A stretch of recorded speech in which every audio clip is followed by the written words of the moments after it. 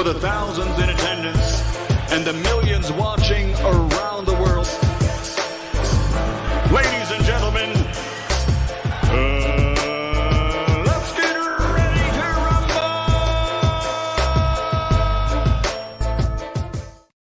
Yeah. What's up? It's the boy Coach Malachi Williams in the building. We back. New media today, USA Boxing. Let me pop my collar right quick, man. Got the, new media today, USA Boxing, man. We're doing our thing right now, man. I want to send a special shout out to everybody, in the chat. Shout out to the UK. Shout out to the UK. Hey, okay. Absolutely. Shout out to everybody in the chat. Hey, okay. You know how we do it. And this is OJ Jew Man Mondays. We're going to call this OJ the Jew Man Mondays. It wasn't really supposed to be OJ the Juice Man, but he speaks so goddamn country that he doesn't know how to say juice. He say Jew. So we're just going to roll with that. OJ the Jew Man Mondays. This is what it's going to be. You know what I mean? OJ the Jew Man Monday. This is what it's going to be. Shout out to everybody, man. New media today, USA Boxing. We are on their ass today. You know what I mean? Now, this, we do have kids watch this show, guys. So I have to watch what I say from a word standpoint. You know what I mean? So I'm going to still be as aggressive as I normally be, but I'm going to watch what I say. Sometimes I do curse every now and then. I need to cut that out of the show. You know what I mean? But anyways, man, it is what it is, man. We're going to have a really, really good show today. We're going to have a really, really good show today. And, as I said before, guys, Virgil Ortiz this weekend, I'm very inspired by this young man. He gave the boxing fans what we wanted. He gave the boxing fans what we wanted. You see what I'm saying? Now, the question is, will Virgil Ortiz be the new boogeyman of the welterweight division? Why do I say that, guys? Because we know how this works. When you are a when you are a high risk, low reward type guy, people do not want to fight you. Now, I say all that to say this. We're not talking about no fake boogeyman. Like certain narrative pushing channels, we know with King Kong Ortiz, he the boogeyman of the heavyweight division. Nigga, please. Hey, he wasn't no boogeyman until the Twerkinator fought him. When the Twerkinator was getting ready to fight Ortiz, then the narrative was he the boogeyman. Because they wanted to hype him up, knowing that the Twerkinator was gonna whoop him. And so when the Twerkinator whooped him, then they say, you see, he whooped somebody of credibility. When King Kong Ortiz was 75 years old, and he ain't no boogeyman or no goddamn body.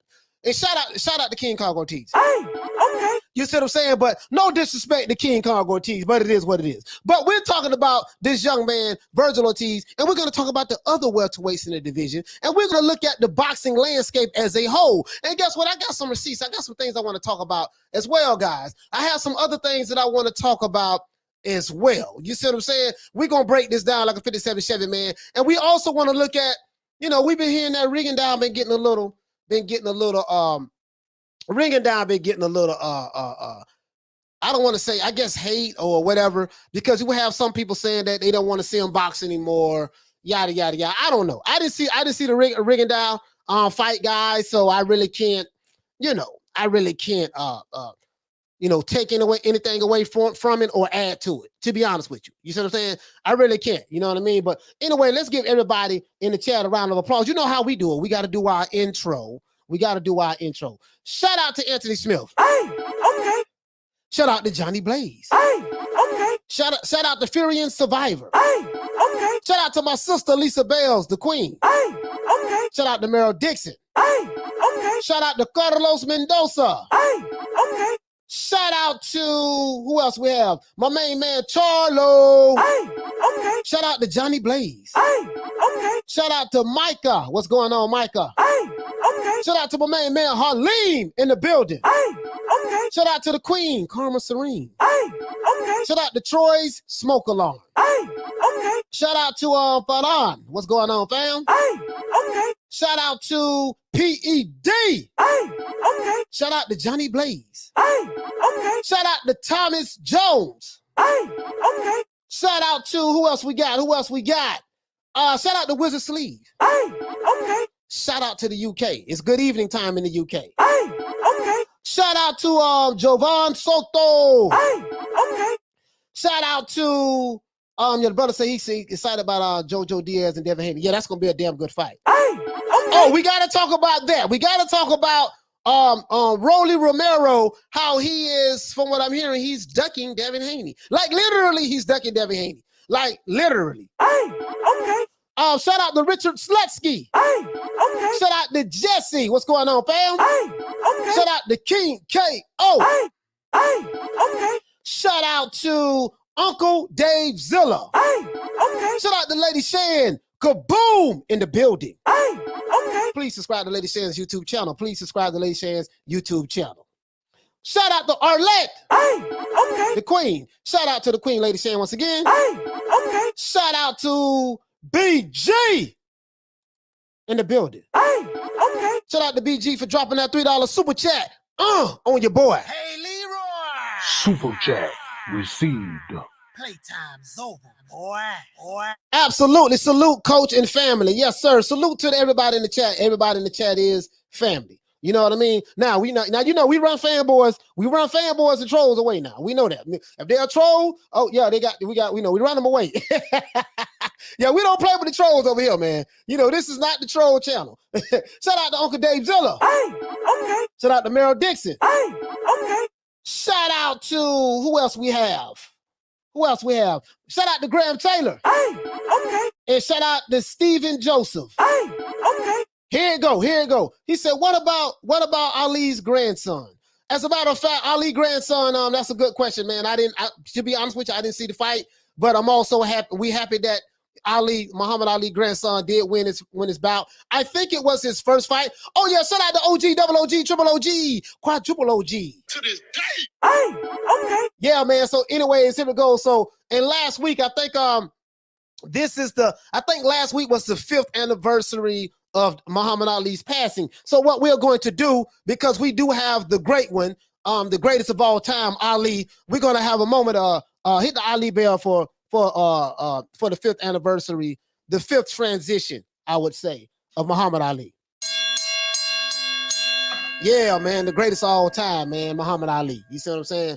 Inside the ring and outside the ring. You know what I mean? So anyways, let's get into this. Now, I don't want to jump around too much, but I want to get straight to the goddamn point. I'm going to tell you what I mean by this, right? Because we got some good stuff going on in the welterweight division. Now, we have some good stuff going on. Crawford and Sean Porter fight will go to purse bid, and this should happen. Now, more than likely, I want to see what happens with that. I want to see what Al Heyman advises Sean Porter to do. Because if he advises him to do anything but accept this fight, then guess what? It's a goddamn duck. But we're going to see. We're going to see. You see what I'm saying? So it's a lot of things that we're going to cover today. You know what I mean? Absolutely. Meryl Dixon say, Ali, we love you, baby. We got a piece of you with us. That's right. His grandson. We love that. We love that. You see what I'm saying? We love that. And we're going to support him 1,000%. 1,000%. We are going to do that. Now, guys, let's get into this, guys, because we're going to talk about Rigo. I don't know what's going on with Rigo, man. Everybody's upset with Rigo. You know what I mean? Some people are saying that they are upset with him because of his skin color, because he's a black Cuban. I don't know. You know what I mean, guys, because I haven't seen the fight. But we're going to get into all of that today. And we're going to talk about Rolly Romero literally ducking Devin Haney. First, he called everybody out, saying who he want to fight. Then Devin Haney sent him an offer, sent him a contract, and then he turned it down, saying that Devin Haney is garbage. He hasn't fought anybody, garbage resume, and he wants to fight Tank Davis. So guess what? So you and David, I think they are in the same weight division or something like that.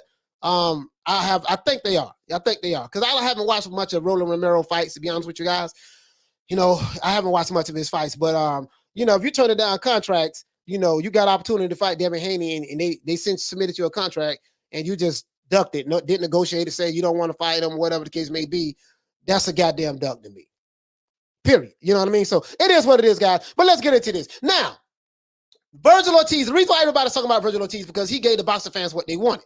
You see what I'm saying? And I want to know that, will Virgil Ortiz become the boogeyman, the new boogeyman in the welterweight division? Boogeyman basically means that you are so impressive in your division that no of the other top fighters want to fight you. Now, his direct line to a championship is Terrence Crawford. because he is ranked #1 in the WBO. That fight more than likely will be mandated. Hopefully it will. Hopefully we get them to mandate that fight to happen. But we know Crawford has Sean Porter business. So Sean Porter is supposed to be this monster that's going to expose Terrence Crawford, and he's supposed to be this monster that's going to knock. I even heard some people say he's going to knock Terrence Crawford out. Sean Porter haven't knocked nobody out since 1972. He doesn't have punching power like that. Now, he may try to maul him and headbutt him and hit him with elbows and forearms and stuff like that. The way, pretty much the way Sean Porter boxes. You know what I mean? He fights like the Tasmanian devil. You know what I mean? But that's neither here nor there. But we know that the Ortiz fight and Crawford fight is not going to happen right now. And Ortiz even acknowledged that. He said that, hey, man, all of the top welterweights are pretty much tied up because he knows that Crawford is going to have to fight. He's tied up with Porter, and then Errol Spence is out on the sideline at the moment. You know what I mean? Because he hurt his eyeball. And Keith Thurman, he haven't fought since 75, so we don't know when Keith Thurman coming back. So it is what it is, guys. It is what it is. Excuse me, guys. But as I said before, man, last Saturday, Virgil Ortiz, the Mean Machine, gave the boxing fans exactly what we wanted. Now, this was an action-packed fight, and as a boxing fan, what do we want to see? We want to see action-packed fights, period. That's all we want to see. So I think this is why everybody's upset with the Rigondeaux fight. They're upset with Rigondeaux because, who he fought?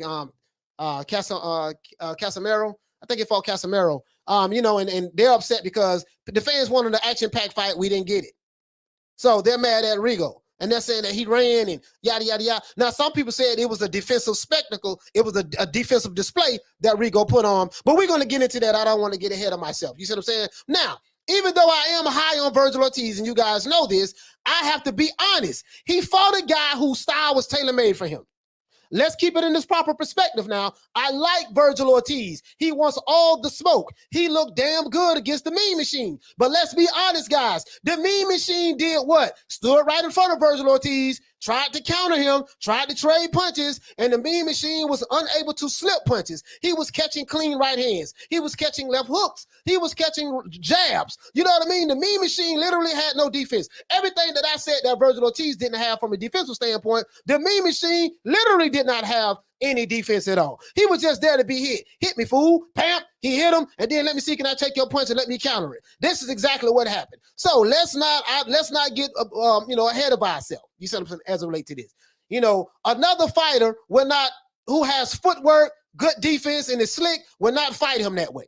Let's be honest. Now, the Mean Machine stood right in front of Ortiz Jr., and he tried to trade punches with him like a goddamn fool. He tried to counter the bigger, stronger fighter while not giving angles and using a lot of feints and lateral movement. Let's be honest. Now, he feinted a little bit, but as he started getting touched up, he was just standing right there to be hit. I'm just being honest, guys. I saw the fight again. And when I looked at it, it was what I thought it was the first time. You see what I'm saying? Now, Kavaliauskas is a damn good fighter, so we're not going to take anything away from Ortiz. But in my opinion, he fought the wrong fight. He fought the wrong game plan against the bigger, stronger guy in Virgil Ortiz. Now, while Virgil, you see what I'm saying, is having exciting fights, not making excuses, and not hiding behind promotional companies. Because we see a lot of these fighters today. Some of these guys, PBC fighters, you know what I mean? You got to come on this side of the street. You're on the wrong side of the street. You got to call Al and all that old BS. No. We ain't seeing none of that with Virgil Ortiz. He said he want to fight all of the champions. He want to fight all of the smoke. He's not saying call Oscar. He's not doing none of that. He just wants to fight. He's young. He's big. He's strong. He's talented. And guess what? As a boxing fan, this is what you want to see. I am a fan of the sport of boxing. This is what I want to see, period. You see what I'm saying? But we all know the politics in the sport of boxing dilutes everything. We know this, right? Now, some fighters and their fans feel the need to put their fighters in protective custody. Some fighters, we got some Canelo Alvarez fans do the same goddamn thing. Well, this is Canelo. And I praise Canelo, right? But I'm not going to be honest with you. The Rocky Fielding, that was a bullshit fight. Oops, sorry about that, guys. The Rocky Fielding was a BS fight. The Yildirim, well, this was Canelo's mandatory, was a BS fight. So let's be honest with you. Now, the Billy Joe Saunders was a good fight. Hopefully, Canelo can get Caleb Eggplant in there. Now, I hear they're supposed to be negotiating again. I don't want to talk about it until it's official. Because the last time I thought that fight was going down, we seen what happened. So we're not talking about that right now until we get something official. And the way boxing is going right now, guys, signed contracts don't mean nothing right now, especially with certain fighters. You see what I'm saying? Some certain fighters can sign contracts, and it don't mean nothing unless you see them in the ring. So this is why I love Vergil Ortiz, because this is why I like the Anthony Joshuas. Hell, this is even why I like the Canelo Alvarez. At least when they find signed fights, they get in the ring. This is why I like Crawford. If he signs a fight, you know, even though it might not be the fighter that you want to see him fight, the fight is going to happen. You see what I'm saying? We don't like no pulling out of fights and hiding behind promotional companies. I don't want to hear call Al when I want to see a fight. I don't want to hear big fin. I don't want to hear that. I want to see big fights. Sign contracts. We fighting on this day. This is what I want to hear. I don't want to hear big fin. Call Al. My eyeball hurt. I don't want to hear that. You see what I'm saying? I don't want to hear that. I don't. You see what I'm saying? That's just how I feel about it. It is what it is. Some people saying, man, you are being insensitive. You know what I mean? Listen, man, if you're looking for sensitivity, call 1-900-Ralph Tresvant. Ralph Tresvant, he's still singing. He's still making songs. Him and Johnny Gill and New Edition, they still making songs. If you want sensitivity, you can call Ralph Tresvant. You can call Chico DeBarge. You can call El DeBarge. You can call Keith Sweat. You can call who else? Christopher Williams. You can call all of those guys. But if you're looking for sensitivity over here, you ain't going to get it with New Media Today USA Boxing. This is the fight game. I want to see fights. I do not want to hear sensitivity. Period. It is what it is, right? So some of these fans want to put their fighters in protective custody. Oh, he don't deserve a fight with such and such. He did nothing. He don't deserve a fight with Canelo. Canelo did right by not giving Charlo or whoever the fight. He don't deserve a fight with them. You know what I mean? Even though Charlo did turn down a fight with Canelo, and Anthony Joshua offered King Kong Ortiz a fight. You know what I mean? As a replacement when Big Baby Miller pulled out $7 million, he turned that down. So we don't want to talk about he's a boogeyman of the division. You see what I'm saying? Hey, no, I don't want to hear that. These so-called boogeymen. We ain't talking about the so-called boogeymen. You see what I'm saying? Because these dudes turning down fights and then trying to make it seem like people avoiding them. Ain't nobody avoiding you, dude. Cut it out. You see what I'm saying? Now, as I said before, I do not want to hear no more excuses when it comes to making these big fights happen. This is why people are excited about what we saw between Mean Machine and Virgil Ortiz, because both of these men came to fight, and we have to give them a round of applause.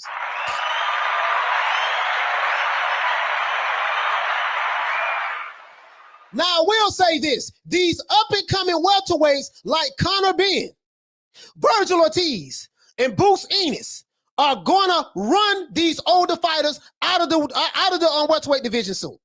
Oh, we can't forget about what's the other guy? What's the other guy? Rashidi Ellis. People like Rashidi Ellis. That's another up-and-coming welterweight with Golden Boy. They're going to be running these old dudes out of the welterweight division soon. They're going to be running them out. They're going to have to make a move up to 154. You see what I'm saying? Because these guys have youth on their side, and the fans are going to demand that these fighters who's supposed to be the big fishes in the division, who's supposed to be the pound for pounds and the top guys, guess what? You're going to have to fight. Either you're going to fight each other or you're going to have to fight these young guns. Either way it go, you know what I mean? You're going to have to get your ass off the block. Because if you ain't doing nothing, you're going to get ran off the block very soon. You got another 2 years. You got another 2 years before you get ran off the block. And that's all of the top welterweights.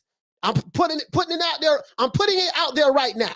I don't care who it is. I think that these younger welterweights are going to run these older guys off the block. You see what I'm saying? Just being honest with you. Now, Terrence Crawford and Sean Porter and Jamal James are 33 years old. And Terrence Crawford and Sean Porter will turn 34 this year, I think. Keith Thurman will be 31 in November. And he ain't fought since 1979. So we don't know when he's going to fight. And he's an inactive fighter, as we know. Danny Garcia and Errol Spence are both 31 years old. You see what I'm saying? Now, I will say this, but some of the critics, some trainers in boxing and other boxing analysts, right, are saying that Errol Spence is damaged goods. You see what I'm saying? They said he's damaged goods now, is that he has not been the same fighter since the car accident, since the horrific self-inflicted car accident. We must not forget, Errol Spence got in a car accident due to his own doing. He left the club drunk. He was driving down the street drunk. He drunk himself, and he got in an accident by himself on the road, didn't hit no other cars or anything. He did that. This was a self-inflicting accident. You see what I'm saying? Thank God he made it out of that. You see what I'm saying? Now, Boots Ennis and Conor Benn are 24 years old. Vergil Ortiz is 23 years old. Rashidi Ellis is 28 years old. These are some young guns that's fast, strong, and big. And guess what? They're going to run these old coons in the boxing, in the welterweight division, who playing possum, who act like they don't want to fight each other. The top guys want to fight each other. Their ass going to get ran off the block soon. I'm telling you right now, because Boots has youth on his side. Ortiz has youth on his side. Conor Benn has youth on his side. Rashidi Ellis, he's 28. He's, but he's a little younger as well. He's under 30. They have youth on their side. You see what I'm saying? Rashidi Ellis is fast. The boy is fast as all out goddamn doors. I was watching a couple of his fights. That dude got hand speed out of this world. And he's athletic as hell. You see what I'm saying? Now, there's only a matter of time, guys, before these young lions run the old heads out of the welterweight division. And this might be good. This might be good if the politics do not get involved. You see what I'm saying? Now, if given the opportunity, I believe that these young fighters would beat some of the other well-known welterweights. I'm not saying they'll beat them all, but they will beat some of them. Now, question I have for everybody in the chat. Do you believe that Virgil Ortiz is the best welterweight in the division right now? Irregardless of who it is. Do you believe that? How do you feel about Boots Ennis? That's another question. Tell me, what do you think about Conor Benn? Tell me, how do you feel about Rashidi Ellis? And now, between Ortiz, Boots, and Rashidi Ellis and Conor Benn, who do you think will become a champion first? Let's talk about this. If you're new to the channel, please like, share, subscribe to the YouTube channel. Please like the video, share this video, and subscribe to the YouTube channel. You see what I'm saying? If you like the video. Now, let's get into this, guys. I just want to see what you guys have to say. Give everybody in the chat a round of applause.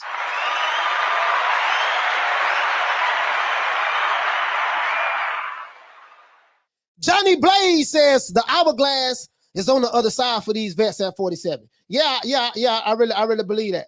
I really believe that. Carmen Serene said, bingo, slugfest. Yes, that was a slugfest. Sophia, salute to Sophia. Hey, okay. Shout out to my man Diallo Huggy. Hey, okay. Shelton says, no, Ortiz is not the boogeyman of the welterweight division, the new boogeyman. Hey, okay. Sophia says yes. Arlette says no. Jack Silverstein says Virgil is not ready for Bud. It ain't but one way to find out. Hey, okay. And you know Terrence Crawford is my favorite fighter. But I'm not one of these fight fans who gonna put my favorite fighter in protective custody. Nah, he ready. Put his ass in there. Let's see what he got. Because he might beat him. It's boxing. Anything can happen. Anything can happen. You see what I'm saying? Anything can happen, bro. Let's see. Daniel says, I don't know. Hey, okay. Sergio says Virgil. Yeah, okay. He thinks Virgil is. Slugfest says, hell no. Boots the best. Okay, Boots is the best. Okay. Slugfest got Boots. I like Boots too. I'm not gonna lie. I said that Boots was my favorite up-and-coming young fighter until I saw Virgil Ortiz this past weekend. When I saw Virgil Ortiz this past weekend, and remember, guys, I said Friday that I think Virgil Ortiz should stay away from Boots because Boots is too athletic and strong for him. Guess what? I was wrong. I was totally wrong. And I admit that. Because you know what? The boy Virgil showed me he had dog in him. And he told me he could take a punch. He could take a punch. You see what I'm saying? But guess what, guys? I love it. I love it. I'm glad we having this conversation. Slugfest, my brother. I'm glad we having this conversation. Enos has the highest ceiling. OG says that. Okay, so Phil says Virgil. Okay. Johnny Blaze said, I'm going to ride for Virgil Ortiz. I'm going to say he's the best. Okay. All right, ain't nothing wrong with that. Slugfest said Boots is #1 in the welterweight division. Let's see. Anthony Lopez says Virgil will become champ first. That's you know what? You might have a good point. Ant. I'm gonna call you Ant, man, because everybody I know named Anthony, we call him Ant in Florida, where I'm from. So Ant, you might have a good point there because he has more of a direct line to the WBO title than anyone else, than any other up and young coming champions. To be honest with you, you see what I'm saying? Sergio says Virgil is in a better level, is on a better level than Boots. Okay. Uncle Dave Zilla said I got to see Ben and Ellis. Still, I haven't had my eyes on them enough, honestly. Yeah. You know, listen, let me tell hey, Uncle Dave Zilla, let me tell you something. The boy Rashidi Ellis, he's a Golden Boy fighter, right? He's in the welterweight division, same division as Vergil Ortiz. He's like 5'8", I think. He's 5'8". You're not going to see him and Virgil. You're not going to see him and Virgil Ortiz fight each other because they are in this on the same label, the same stable. Both of them are Golden Boy fighters. They probably will fight each other later on down the line, but they're not going to fight right now. But yeah, you need to watch some fights. Watch some film of this guy. This guy's good, man. He got some hands, bro. He got some hands. Now, I'm not saying he'll beat Virgil Ortiz or Boots. I'm not saying that. But, you know, who knows? You know what I mean? I'm just, you know, and Conor Ben, I haven't seen a lot of his fights. I'm not going to lie to you guys. I haven't seen a lot of his fights. I've seen a couple of his fights. But, you know, you got some people across the pond that's saying that he's that guy. You know what I mean? Because he beat Samuel Vargas in the one round. He stopped him in the first round. When Samuel Vargas fought Vergil Ortiz. Vergil Ortiz, it took him 7 rounds to get Samuel Vargas out of there. But you can't use the triangle theory in boxing. You cannot use the triangle theory in boxing. It doesn't work. You see what I'm saying? But you get what I'm saying. Jesse says, I think he's the best out of the up and coming. Let's see. Victor says, I think Ortiz beats them all. Okay. Trevor Bryan has skinny slacks on his tight thighs. I mean, on his side. Shout out to Troy Graham. Hey, okay. Let's see. He said, "Are we including junior belts?" Diallo. No, we're not going to include. Huggy Bell. We're not going to include. We're not going to include junior belts. We're not going because we know Ortiz has a belt. He has a WBO. Huggy. He has a WBO international belt. So he has a belt. You know what I mean? International, intercontinental, whatever it is. He has an old Fugazi belt. You know what I mean? So I'm just talking about the main belts. The major WBO, WBA, WBC, and IBF. We're talking about the main titles. So sorry, but hey, thank you for bringing that up, Diallo. I should have clarified that, brother.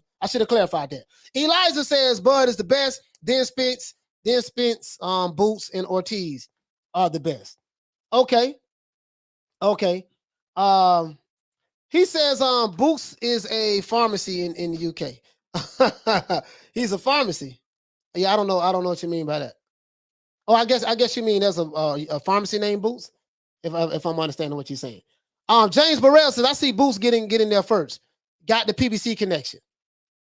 Yeah, but he's not a PBC fighter, James. He's not a PBC fighter. And you know the PBC likes to they like to have a lot of in-house fights. So who knows? He's not a PBC fighter. Jesse says that Ortiz will probably be the first. We're talking about major titles too, guys. Hey, okay. He said Ortiz will probably be the first. That's Jesse. Illustrious Minds said that I think Boots and Virgil are 2 of the best welterweights out there. Ben is also very good welterweight, but I want to see how he does with Granados. Yeah, you're right about that. Now the Granados fight, we want to see. Donald says they're on the wrong side of 30. Yes, they are. They're on the wrong side of 30. Now, it doesn't mean that they'll lose to these young fighters. That's why we need to see these fights. You see what I'm saying? Slugfest says Virgil will become champ first because of promotional advantages, but Boots is better than all of them. Yeah, I've been hearing that as well. You know what I mean? Shout out to Capuni for dropping that quarter of a dub on your boy. Hey, Leroy. Super chat received. Playtime's over, boy. Virgil needs to get out of that Garcia camp and into Canelo team to add to his defensive movements and feints.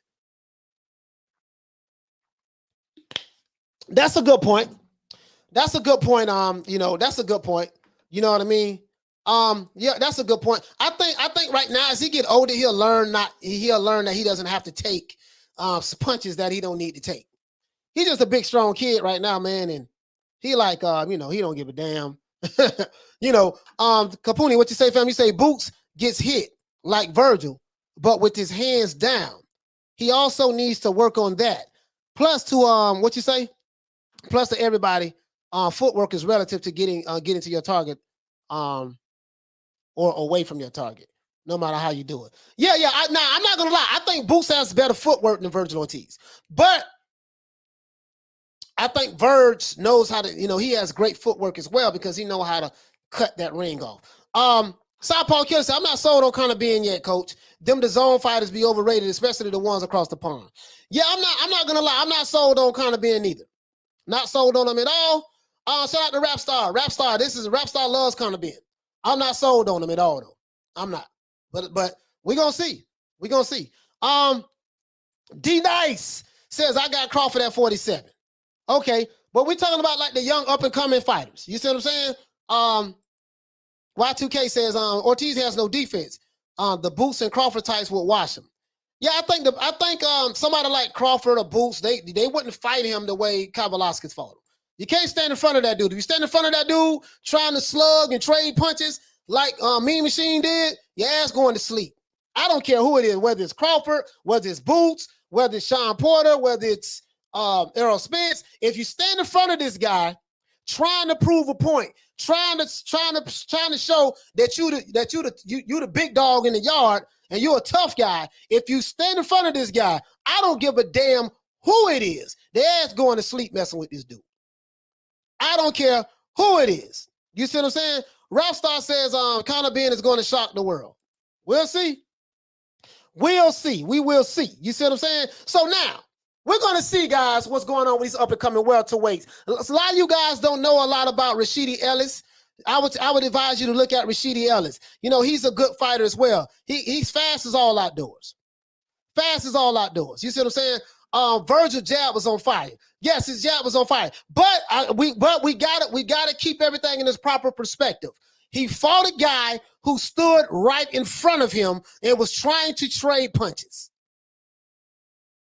Mean Machine stood right there, tried to counter. And the only problem with standing in front of your opponent trying to counter, you have to know how to slip the punch, then counter, then hit Ortiz with your counter. The only problem is Ortiz was a lot faster than Mean Machine thought he was. Ortiz's jab was a lot faster than Ortiz thought it was. Then Mean Machine thought it was, and guess what? He couldn't counter it. So he was just eating punches. He just ate the goddamn punches. You see what I'm saying? Because he wasn't fast enough to get out of the way. He was not fast enough to get out of the way. So that jab was killing him. Then them body shots went to breaking him down like a 57 Chevy. You see what I'm saying? Because he was there to be hit. So although I am happy, and you gotta love Virgil Ortiz, man. He's a very humble kid. He's a real nice kid, man. He gives excellent interviews. Unlike my favorite fighter, Terrence Crawford, he gives terrible interviews. He don't give any interviews really. Errol Spence don't really give no hell of an interviews neither. But I like Virgil Ortiz. He's a really, really nice kid. And but let's keep it in its proper perspective. Mean Machine was there to be hit. He was there to be hit, guys. Being honest with you. But what I like about it is when he got cracked, he got mad. I saw the dog come out of him. That boy got dog in him. If you hit him and hurt him, guess what? He coming for your ass. Pause. Literally, we saw this. He's like a pit bull. He's like a pit. As soon as he got hurt by the Mean Machine hurt Virgil Ortiz a couple of times in that fight. He went rabid on him. He went crazy. He was trying to take his head off. Literally. And it's like when he got hurt, that was the worst thing that happened to Mean Machine.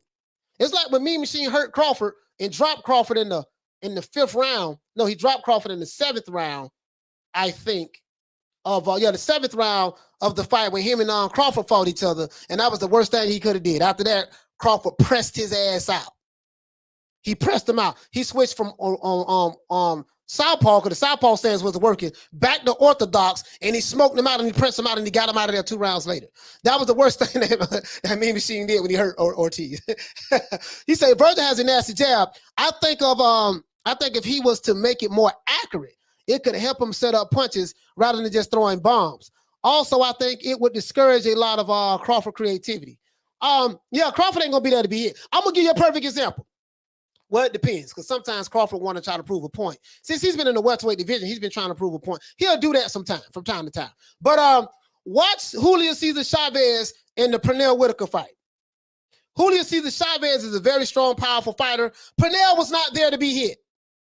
He was not there to be hit. I've seen this. Bro, watch Muhammad Ali and George Foreman rumble in the jungle. George Foreman was a big, strong, young fighter. He was favored by 1,000. He had 1,001 odds. He was the favorite, big, strong guy, throwing bombs, ran through everybody Ali fought, ran through them, dismissed them, dismantled them, and Ali beat the brakes off of him. You see what I'm saying? Styles make fights. You know, he just wasn't there to be hit. And when he was there to be hit, he used the rope-a-dope. And every time that Foreman tried to land a big bomb on him, he moved all the way back out of the way, and Foreman was barely missing. So I'm not saying that fight would be like that. But the slick, I've seen it time and time again, dog. Like, I've been watching boxing a long time. You know, when you get the right guy in front of you who's not going to try to play hero ball, it's different. So the Mean Machine was there to be hit. Let's be honest. He was there to be hit. He was there to be hit. You know, I bet if he had a chance to do it all over again, he would probably try to come with a different strategy. You can't fight Ortiz like that. Too big, too strong, too quick, too powerful. That dude hit hard, man. Dog, listen, I don't know if he's a lefty or a righty. I know he fights in an orthodox stance, but I'm saying he has power in both hands. You can't fight a guy like that. Can't fight him like that standing right in front of him. He said Virgil want all the smoke. Say what you want, but he will absolutely need that kind of mentality in boxing right now, because there's only a few calling anyone out right now. Yeah. These guys ain't these guys, you know what I mean? Ortiz was getting mad each time he got tagged. Yeah, he was. He was getting mad each time he got tagged. He said, Coach, how would you feel about Crawford going to tick for tack with Ortiz? Is it a good idea, or does Bud Power save him? No, hell, that's a terrible idea. That's a terrible idea. The art of boxing is to hit and not get hit. It ain't about trying to be Clubber Lang and Rocky 3. Come on, fool, let's go. Bam, hit me. Okay, wait a minute, it's my turn. Bam, no, hell no. We don't play rock'em sock'em boxing. You get your whole head knocked off when you do that. That's a terrible idea. Crawford not stronger than that dude, and not in my opinion. He's not. And Crawford he'll be 34 next month. You know what I mean? So nah. He'll have to fight him. Listen, study Pernell Whitaker. A Pernell Whitaker type fighter would give him hell. Would give him hell. You see what I'm saying? Mean Machine said Crawford didn't have jab or power like Ortiz. Food for thought. Yeah, he said that, but what the hell that mean? I mean, I say that. You know, I don't think Crawford has power like Ortiz, or like Ortiz, or he doesn't have power like that. But that doesn't mean that Ortiz will beat Crawford. What the hell that mean? Hell, Ali did not have power. He didn't have the power that Sonny Liston had. Ali didn't have the power that Kid Norton or George Foreman had. But guess what? What the hell that mean? That don't mean you're gonna win the fight. and let's be real. The way Mean Machine fights, he's gonna be right there to be hit. I'm being honest. Now, I like Mean Machine. We got a good fight, guys. But guess what? He was standing right there to be hit. So I love the fight. I love the fight. I really do. But you know, I'm keeping it a buck. I gotta keep it a buck now. Let's bring it back. Let's bring it back now. I don't hype Ortiz up. I love Ortiz. I hyped him up. But let's keep everything in its proper perspective. Was the Mean Machine there to be hit? Yes, he was. Was the Mean Machine trying to prove he was the bigger, stronger fighter? Yes, he was. Was the Mean Machine getting hit damn near every time Ortiz threw a punch? Yes. He was standing right there trying to prove a damn point. You see what I'm saying? Virgil's my number one. His last year, I guess you're trying to say his last year in his amateurs, and the kind of fight where he faces any kind of adversity is great for his character in future. You build on those kind of moments. Yeah. He's a good guy. What you say, Richard? What you say? Sam Walson is the best. He protects Al. Oh, I guess you mean Sam Watkins. I guess you mean Sam Watkins. Let's see. Who we got? He says, I think we haven't seen all of Crawford's skill set yet. Yeah, the thing is with great fighters, it takes another great fighter to make you dig deep and bring the best out of you. Maybe Ortiz that guy. Now, I think Sean Porter's gonna be the one that is gonna bring another side out of Terrence Crawford. Especially the way Sean Porter fight. Sean Porter, he fight like a fullback. Headbutt, elbows, forearms. That's how he coming in there. He has good footwork, but he uses his footwork to just bum rush you and yada, yada, yada, yada. I like Sean Porter. Okay. I like Sean Porter outside of the ring. He's a very nice guy, good kid. You know what I mean? He's a good son to his father. He's a good husband to his wife. Inside of the ring, I hate his boxing style with a passion. Listen, I'm not gonna lie to you, dog. I am not a fan of Sean Porter, the boxer. I am a fan of Sean Porter, the person, the human being, the nice guy. the gentleman. I am a fan of Shawn Porter, the gentleman and the nice guy. Shawn Porter, the boxer, I ain't a fan of him. Not a fan of him. You know, especially when, you know, I'm not a fan of him. I'm just not. I'm just not a fan of his style.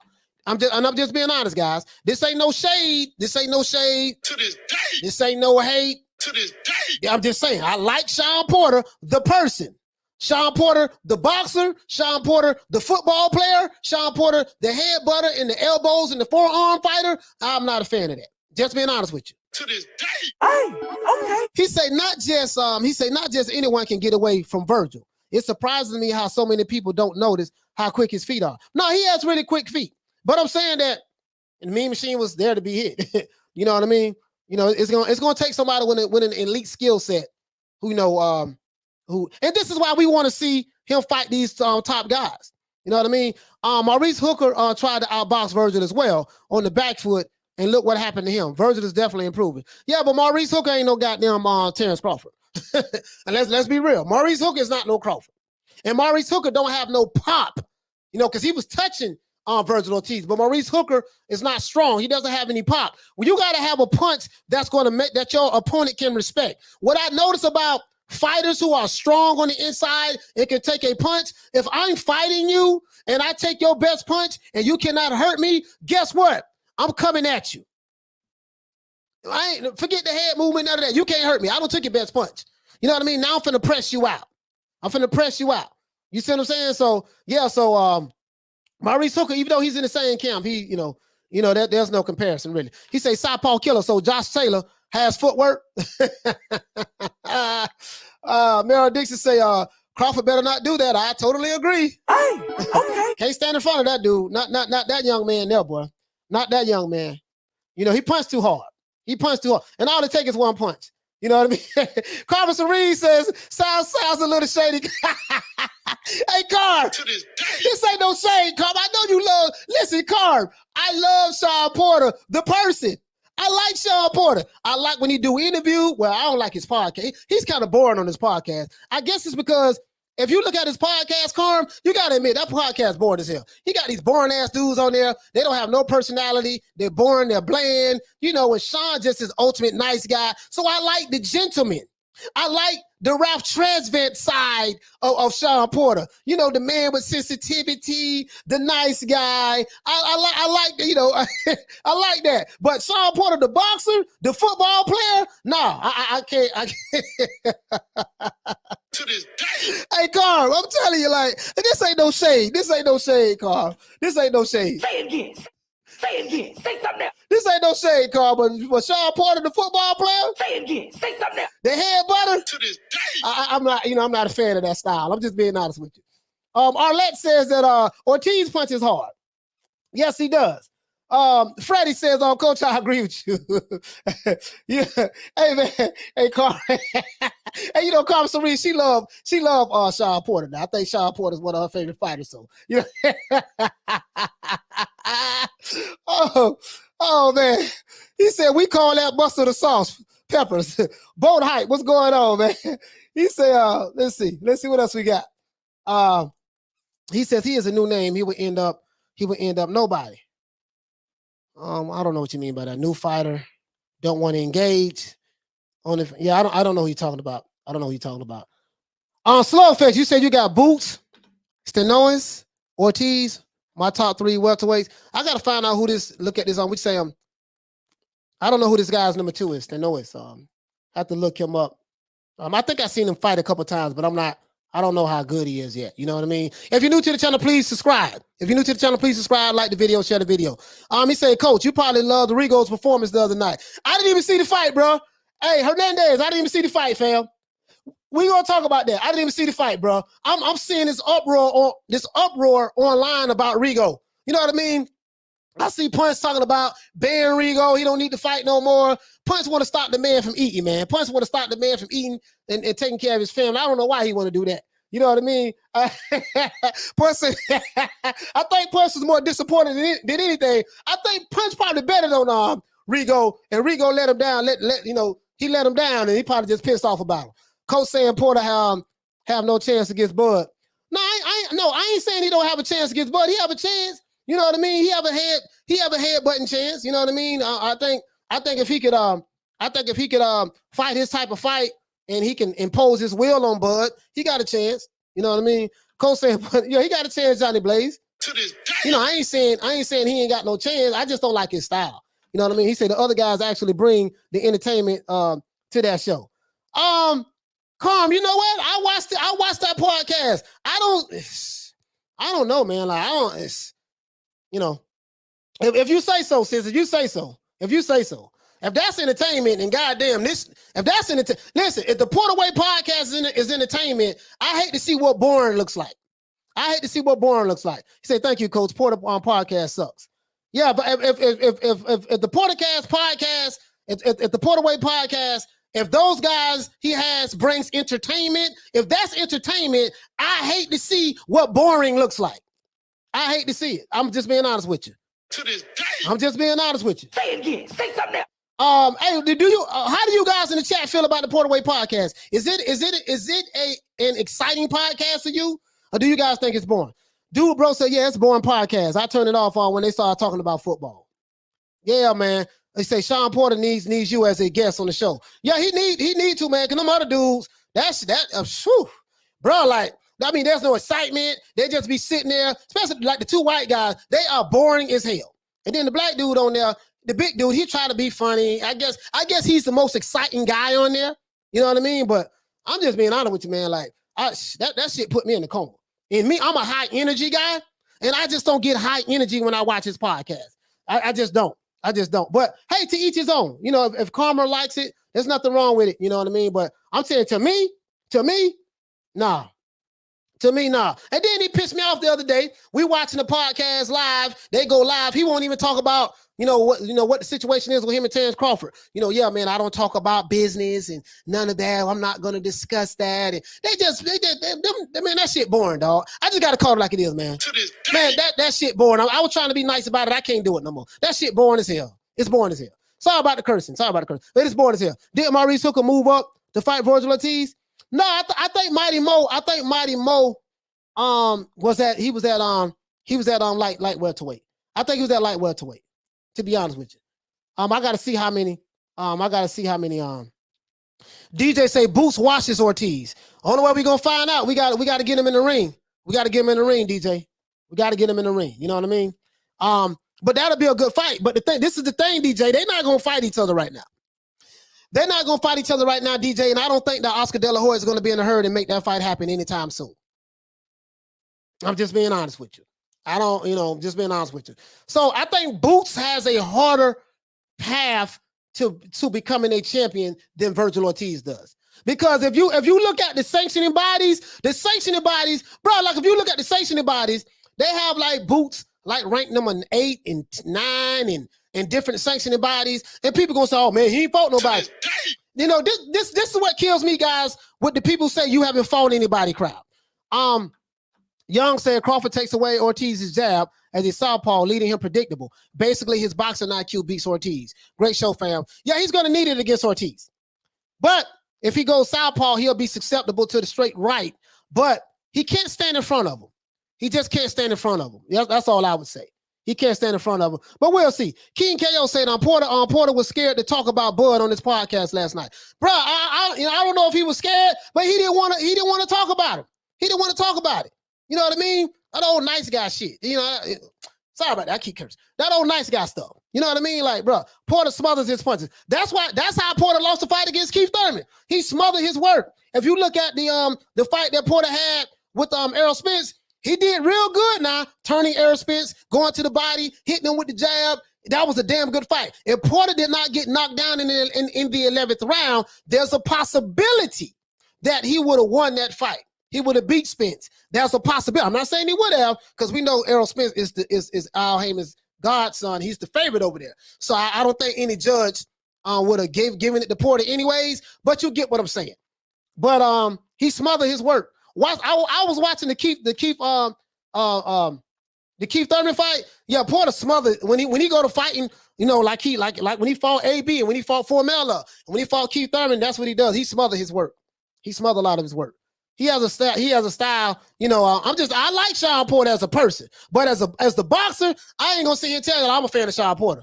Like, I've never been a fan of Sean Porter. Never. Not from a boxing standpoint. From a son standpoint, he's a good son to his father. He's a good husband to his wife. He's a beautiful person. I love his spirit. You know, I can hang out with him, talk to him, but his boxing style, that just ain't my style. It ain't for me. Maybe a few dancing midgets on Sean podcast will help. Toby Bartlett, what you say, fam? Lisa said, hit the like button, guys. And she said, please too. Yeah. Yeah, man, hit the like button, man. And subscribe if you're new to the channel. Hey, okay. What you say? G Money said Crawford would beat Ortiz. I guess you meant beat. Crawford reminds me of Pernell Whitaker. Now you know Pernell Whitaker is my guy. So I'm not gonna say that he remind me of Pernell Whitaker. I ain't gonna go that far now. Crawford don't have the defense Pernell Whitaker have. 1. Crawford doesn't have the footwork that Pernell Whitaker has. 2. Crawford doesn't have the reflexes that Pernell Whitaker has. 3. You know what I mean? So I'm just being honest with you now. Crawford is a bad boy, but you know how I am. You know how I am. You know what I mean? You know how I am. I'm not going to I ain't gonna go that far. You know, I can say I see some, you know, some similarities and stuff like that. But nah, he ain't, nah.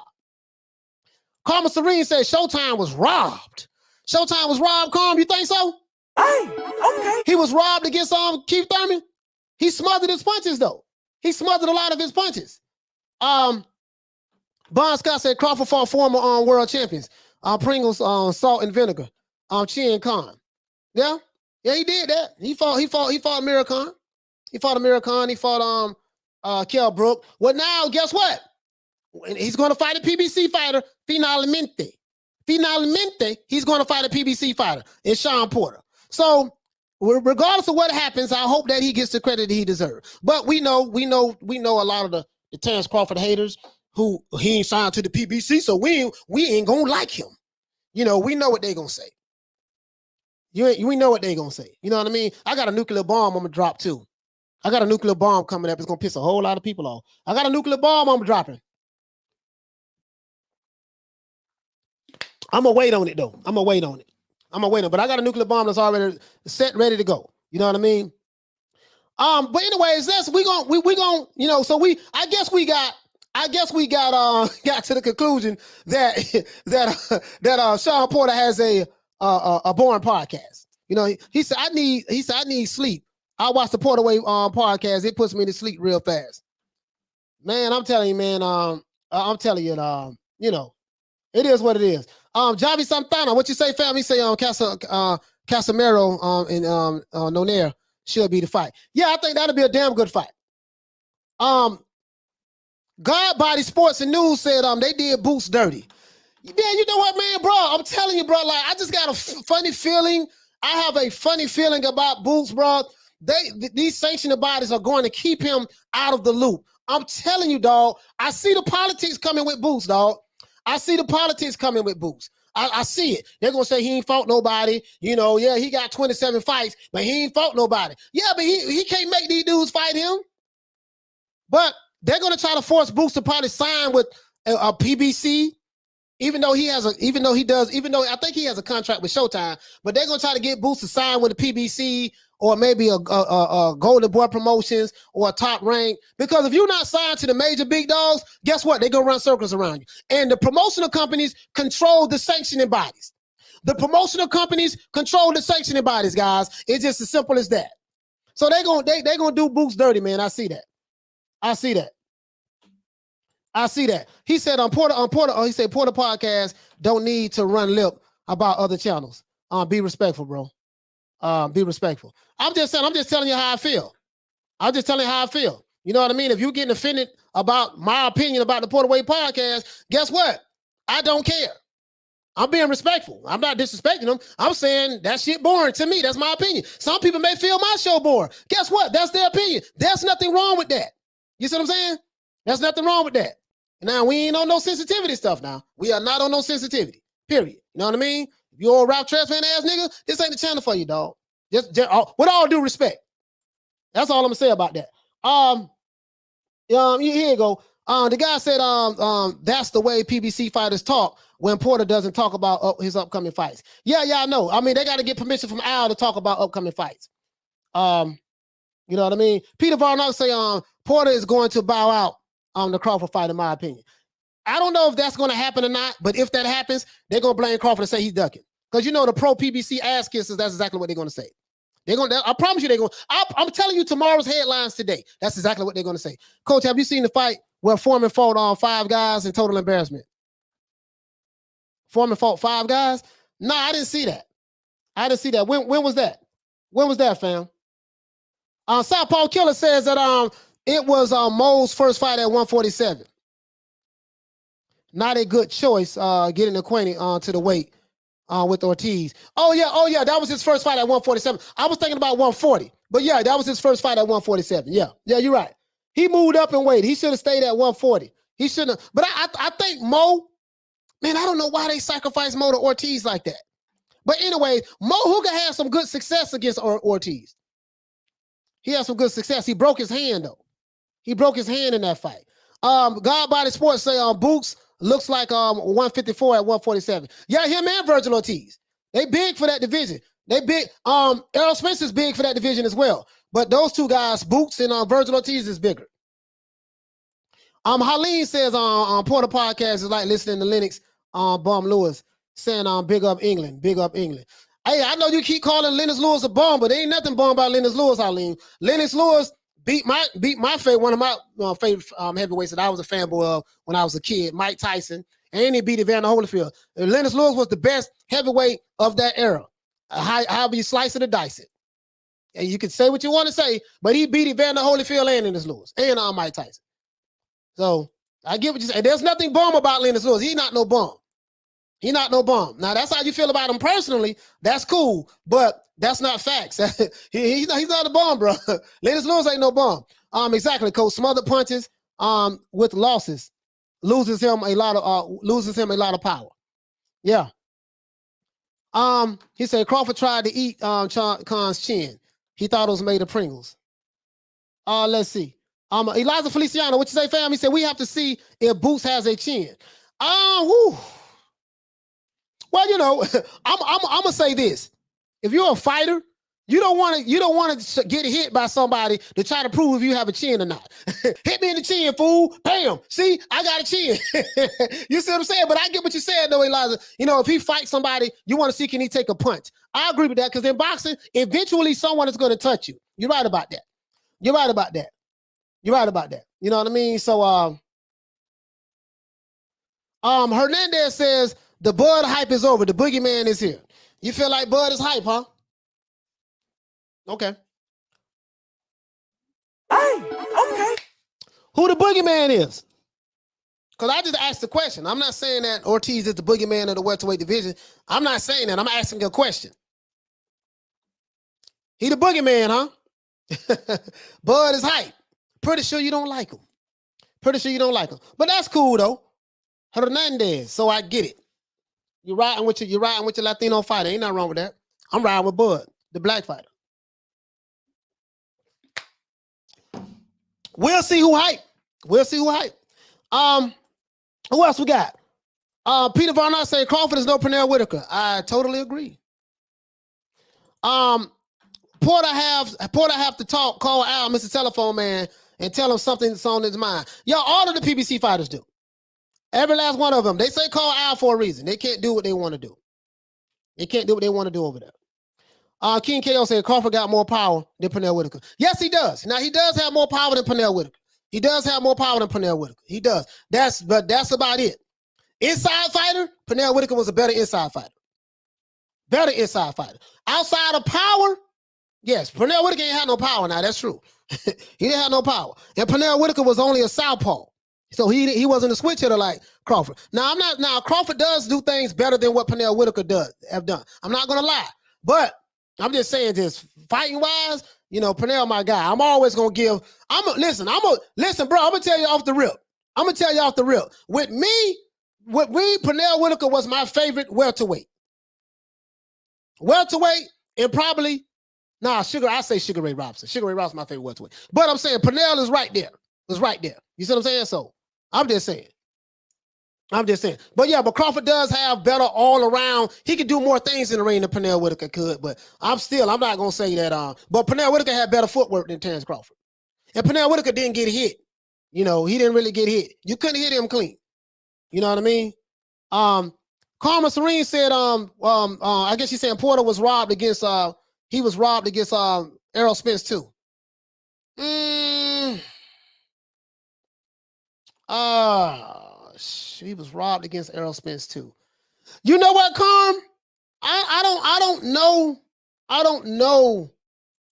You know what, Carm? I'm gonna say this is, you know, I think when Porter got knocked down in the 11th round, I think that's what probably lost the fight for him.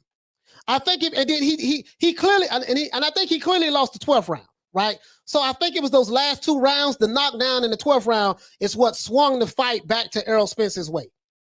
You know what I mean? You know what I mean? So Peter Varnox, and that's what I think, Carm, to be honest with you. The knockdown helped Errol Spence out a lot. And guess what? When he knocked Porter down, he caught Sean Porter swinging wide. And I think Spence caught him with a short right hook. When Sean Porter opened up and was swinging wide and he was too close, he was in range for that short right hook. It was a brilliant punch thrown, perfectly timed punch by Errol Spence. Perfectly timed punch. You know, perfectly timed punch. He said, please stop with the Lewis stuff, Halim. Trying to eat. Respect. Yeah, Halim got something on real personal with Lennox Lewis. I don't know what it is, but Lennox Lewis ain't no bum. I totally disagree with that. Hey, okay. Lady Shan say Lewis undisputed. Tyson Bum Ferry ain't fought nobody but 2 geezers and never defended the title. Man, do you call it Bum Ferry? Oh boy, man. Hey, okay. Y'all, please, man. Please. What he said, Lisa Bells, what you say, sis? That dude is tripping when I posted some of Bud's accolades. Yeah. He don't like him. He don't like Bud, and that's fine. You know, that's fine, but I ain't gonna agree with that. I'm not gonna agree with that foolishness. You know, if you got some person against Bud, that's fine. You can have some person against me. Ain't nothing wrong with that. But to sit back and say Bud a hype train, I totally disagree with that. But I get it. Trust me, I get it. Trust me, I get it.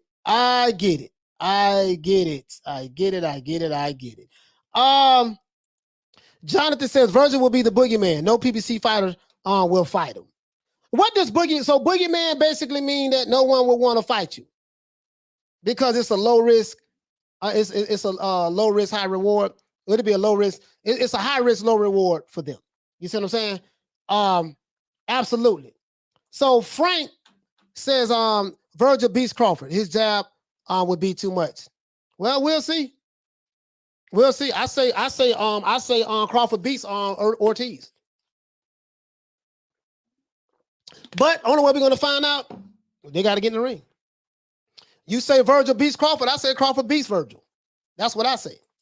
Only way we're gonna find out, they got to get in the ring. He said Pernell was his best at lightweight, probably to go that lightweight. He was a monster at lightweight.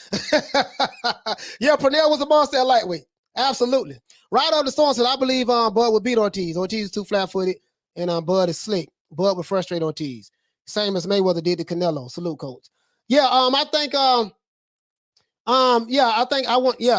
right there, we'll just have to see. I want to see these fights. That's why I say I want to see these fights. You see what I'm saying? I really want to see these fights. Carver Serene said, y'all lay off my brother Halim. Hey, okay. They tell Halim he got to lay off Lennox Lewis. Hey, okay. Oh man. Jonathan say it was the left hook, coach. Okay, yeah, the left hook that caught Sean Porter. That short left hook. Okay. Hey, thank you for correcting me. That short left that caught him, huh? Caught him right on the chin, dropped him. Sam Sammy said, have you ever stepped in the boxing ring? Yeah, 5 years. For 5 years when I was a kid. For 5 years. I got the brace beat off me one time by this Puerto Rican dude named Dennis. And I haven't fought again since. You know what I mean? But I wasn't dedicated to the sport like that, to be honest with you. Because I grew up in the hood, in the street, stuff like that. So My life was a little different. My lifestyle was a little different then. That wasn't really my focus, but that's neither here nor there. Yeah, I stepped in the ring though. Absolutely. Absolutely. So Richard Slutsky says nobody wants on better beef.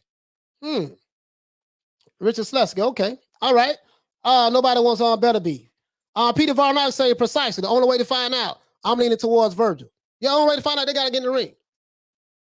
Until somebody beats Crawford, I'm leaning towards Crawford. Hey, okay. Period. Bottom line, that's it is what it is. Until they get in the ring, he said Virgil beats Bud, easy fight. Yeah. I say Bud beats Virgil, easy fight. So let's see. Told Spencer Farron about your show today. Hey, okay. Yeah. You know what I mean? I put down Don before any boxer.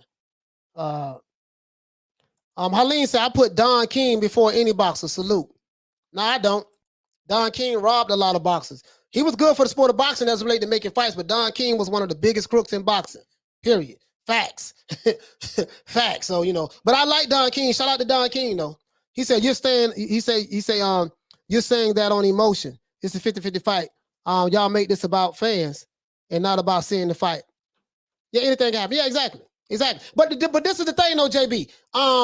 In boxing, you're gonna have people, they like their particular fighters and they feel a certain way about their fighters. They feel like if they fight to get in the ring, he's gonna win. It's like there's nothing wrong with that. If you're a fan of Vergil Ortiz, you feel like he's the best thing that ever happened in the sport of boxing. He's the greatest fighter in the history of the world. And you're going to have fighters you like. You're going to have fighters you don't like. So I have no problem with people riding with their fighter. You know what I mean? There's nothing wrong with that. Is it a 50-50 fight? Yeah. Right now, we just speculating. Until they get in the ring, we don't know. But I like Terrence Crawford over Ortiz. They like Ortiz over Terrence Crawford. And there's nothing wrong with that. We just going to agree to disagree. You can talk till your lips fall off. Ain't nothing you're going to say that's going to change my mind. And I could talk till my lips fall off. There's nothing I'm going to say that's going to change their mind. We just going to agree to disagree on that. Period. Arlette says Bud beats Ortiz. Then the haters will say Ortiz was too young and inexperienced. Yeah, they don't like him. One thing I learned in life, and I like Ortiz. He's a good kid. One thing I learned in life, Arlette, when somebody does not like you, there's nothing that you can do to make them like you. So don't even try. Just don't do it. If they don't like you, there's nothing you can do to make them like you. So just keep doing you and don't worry about it. And definitely don't worry about no boxing fans or even fanboys for that matter. You know what I mean?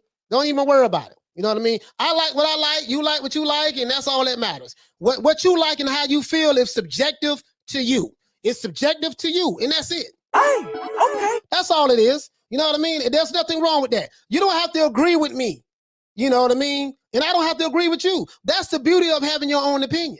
There's nothing wrong with that. We don't have to agree in order to get along. It's just sometimes we're going to disagree on some things. There's nothing wrong with that, fam. Nothing wrong with that at all. You see what I'm saying? He says, salute, Efren says, salute, coach in chat.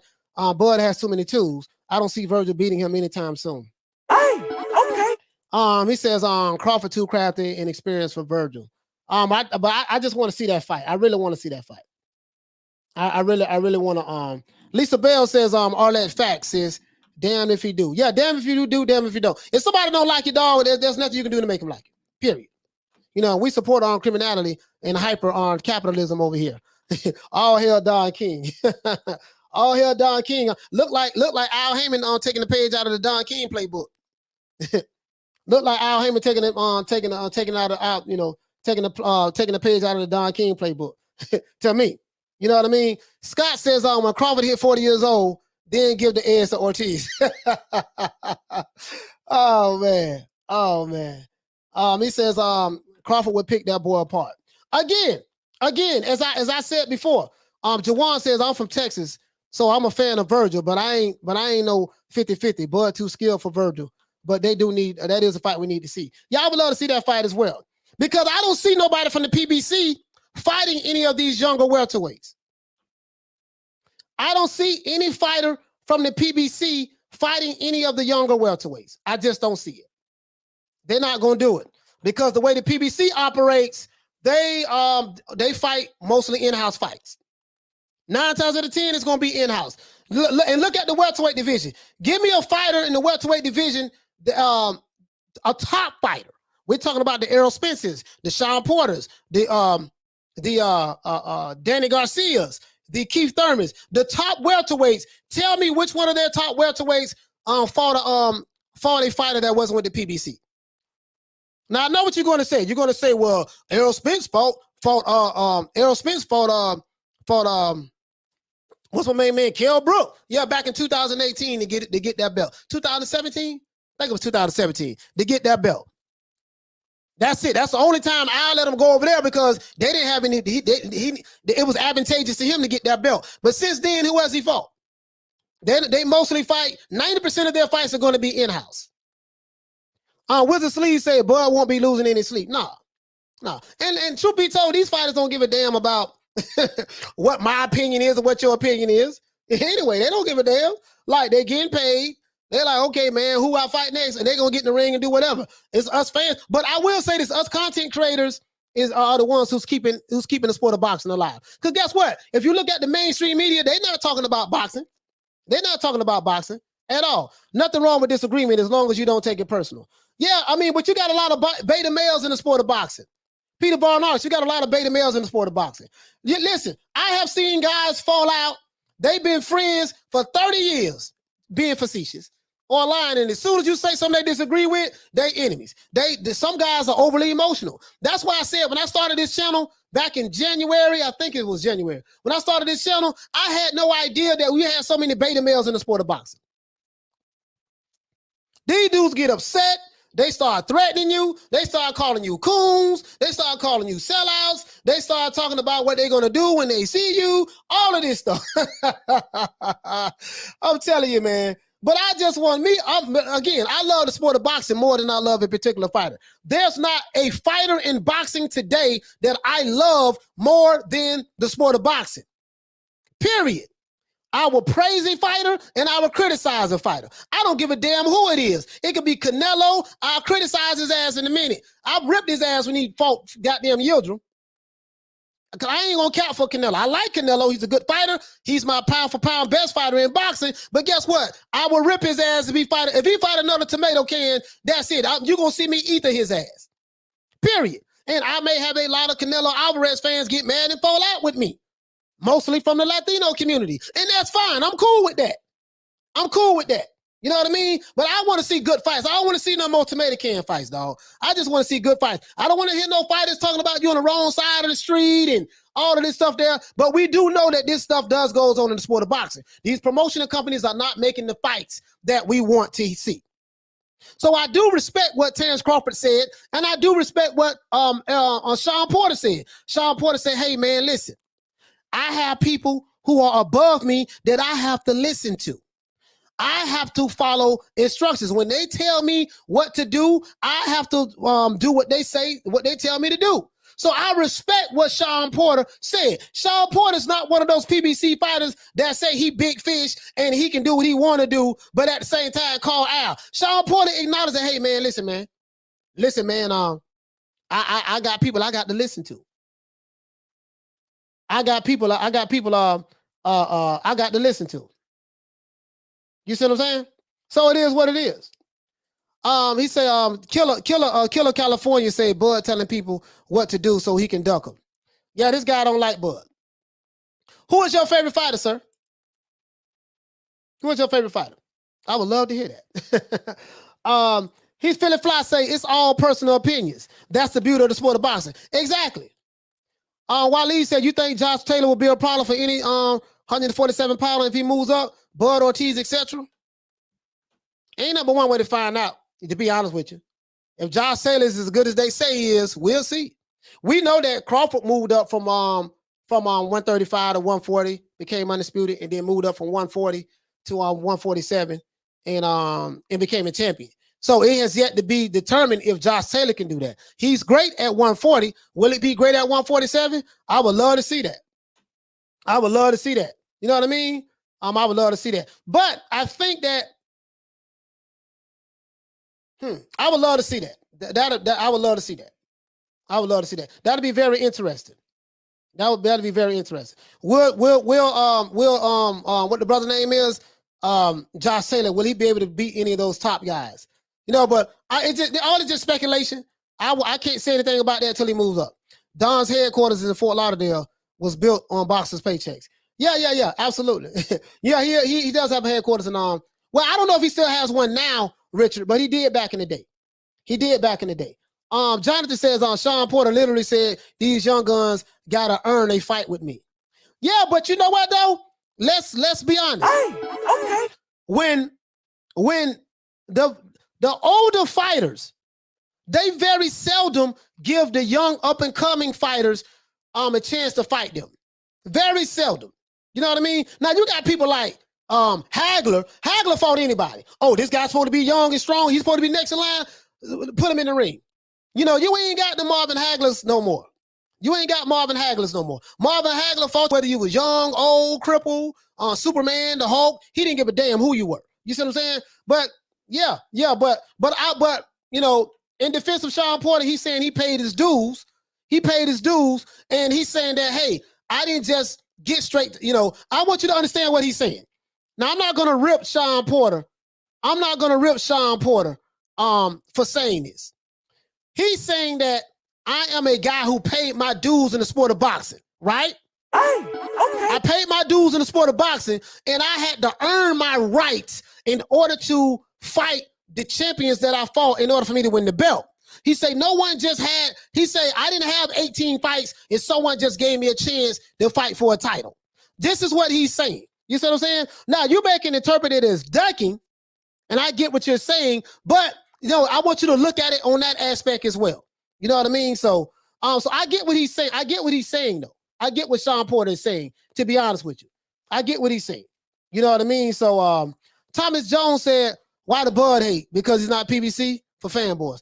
Yeah, there's a lot of people that hate Bud. I don't know if it's because I don't know what it is, because he's, you know, it is what it is. You know, a lot of the pro PBC, they hate Terrence Crawford. They used to like him, though. Yeah, they used to like him, though. You know what I mean? Javon Soto, what you say, fam? He say, nah, you're right. Canelo, my favorite fighter now, but yeah, he had no business fighting on Yildirim. That was garbage. Yeah, exactly. You know what I mean? Exactly. Karma Serene say JT could scrap. I think he can hang with anyone in 147. Let's see. Susu says, when Virgil Ortiz beats Crawford, I don't want to hear no excuses about Crawford being old. And vice versa. When Crawford beats Ortiz, I don't want to hear no excuses about Ortiz was too young. What's good for the gun is good for the goose. It swing both ways. We don't want to hear no excuses. Period. You see what I'm saying, though? So this guy says, y'all on the fanboy page, though. Wow. If you feel that way, why are you here? Really, though. Anyways, no, we hate fanboys. We hate fanboys over here. We don't like fanboys. You know what I mean? We do not like fanboys. But if you feel that way, sir, feel free to kick rocks and leave. Absolutely. Bye, Felicia. Hey, okay. He says yes. Boxing Ego is a fanboy looking like a fake Drake. Yeah, man, that dude there's something else. That's one of those Alphabet Boy channels or affiliates. Really though. You know what I mean? Really though. Let's see. These Peter Varnock say these supposed to be champions only fight maybe once a year. Yeah, man, because of the politics in the sport, bro. Hey, okay. You know, it's like I think the politics in the sport is just really, really killing it for me. That's why I'm kind of riding with the younger fighters right now. Because now I will say this: Errol Spence, he has fought Danny Garcia, which Danny Garcia ain't nobody. In all respect to Danny Garcia, but Danny Garcia has not beaten anyone in the welterweight division. Danny Garcia has not beaten anyone in the welterweight division. Facts. He hasn't beaten anyone in the welterweight division. And I'm gonna be honest with you. Hey guys, we're gonna do a poll right here. Let's do a poll right quick. Let's see. I want to put this poll up right quick. Let's see. What do you guys? Well, as a matter of fact, what poll do I want to do? You know what I mean? So, do you guys? Let's do this. You know. Because I do think the Errol Spence fight, not the Errol Spence fight, but the Sean Porter and Terrence Crawford fight will be made. It's going to go to a purse bid. If it goes to a purse bid, let's do this. you know, let's do this. Who do you think?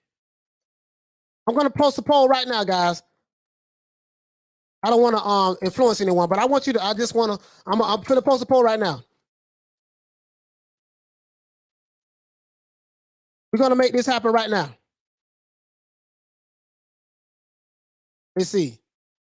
Who do you think will win the purse bid? The Porter versus Crawford. I'm gonna do it right now, guys. Because this fight going to purse bid. This fight is going to purse bid. Let's see. Let's see. I think, me personally, I think Eddie Hearn will win it. I think Eddie Hearn will win it, guys.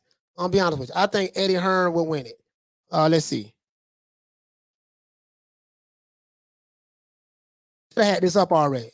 So we're going to do Eddie Hearn. Let's see. Al Heyman. We're going to do a poll, guys. Call Al, because this fight is going to purse bid. Apparently, Al Heyman and oh man, I posted, man, come on, man. Eddie Hearn and Al Heyman. The reason why I only put Eddie Hearn and Al Heyman, I'm gonna tell you why. Why I only put Eddie Hearn and Al Heyman? Because Bob Arum said that if the fight go to purse bid, he's not going to bid on it. He said he's not going to bid on it. So if the fight go to purse bid, he said he's not going to bid on it. Shout out to my main man Smitty. Hey, okay. For dropping that quarter of a dub on your boy. Hey, Leroy. Super chat received. Playtime's over, boy. So I just posted it, guys. Let me know who you think gonna win that purse bid. I don't have Bob Arum on there because Bob Arum says if that fight go to purse bid, he's not gonna bid on it. Now he could be lying. Shout out to the Hitting for dropping that quarter of a dub on your boy. Hey, Leroy. Super chat received. Playtime's over, boy. He said Ortiz Jr. versus Enos is my dream fight. Okay, that's my dream fight too. That's my dream fight too. Cause see, I don't believe in protective custody. You know what I mean? I don't believe in, oh man, you know what, man, he ain't fought nobody, so you know he need to do this and he gotta do A, B, C, and D. You hear fighters say that all the time, but what gets me is you have fight fans, you have boxing fans, these new boxing fans. I'm 47, right? So I ain't used to this. These new boxing fans, they run interference for their fighters. These new boxing fans, they are fans of promotional companies more so than they are fans of boxers, of the sport of boxing. I don't get it. How you are a fan of a promotional company more so than the sport of boxing? You know, I don't debunk we got to ride with Al Heyman because he black. I don't debunk that narrative. Because Al Heyman, he doesn't have the pro-black mentality like some other dudes have. He does business with a lot of white folks, right? And he has white financiers who have financially put the money up for PBC. So he has a boss. He has white bosses he has to answer to. Yeah. I know that truth hurts. I know that truth hurts the narrative, but it's true. I don't debunk it already. You know, I don't debunk it already now. I don't have it. And it was an ether. It was a fire live that I did. It's I got some of my highest views on that. I don't want to have to re-drop it again because I can drop it again. Oh, and I have something in the cut. As well. I got a nuclear bomb I'm ready to drop, but I'm waiting right now. I'm waiting. I'm going to drop a bomb in a minute. I'm waiting on the right moment, though. Dolomite said Sean Porter will walk away from the Crawford fight and the PBC won't win the purse bid. And it's still a B. Crawford's fault. Yes, it will. Yes, it will. Yes, it was going to be Crawford's fault because they don't like him. They don't like him. They don't like him at all. These same guys, they call him Top Rank Toby. These are the same black races on YouTube. I can expect it from the white races. But these are the same black races on YouTube that say, I got a nuclear bomb on that dog. Listen, shout out to I gotta reach out to this brother. Shout out to Ring IQ Boxing Talk. Now, this guy is one of my favorite YouTube channels. Ring IQ Boxing Talk. This dude is hilarious. But he dropped the video that I'm gonna drop a nuclear bomb on And I'm going to use Exhibit A, his video, to blow up this whole narrative. And I want to prove a point. He dropped the video, though. I'm not going to say what it is yet. But that right there sums up everything that I've been talking about. And the crazy part about it is he talked about this years ago. And I want to show how the same thing that he talked about years ago is still relevant and live today with the Alphabet Boy community and their supporters and fan base.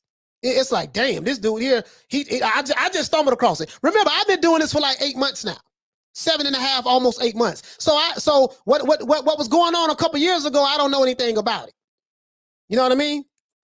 Al Heyman won't let Hearn win it. He'll find a way to, of getting it.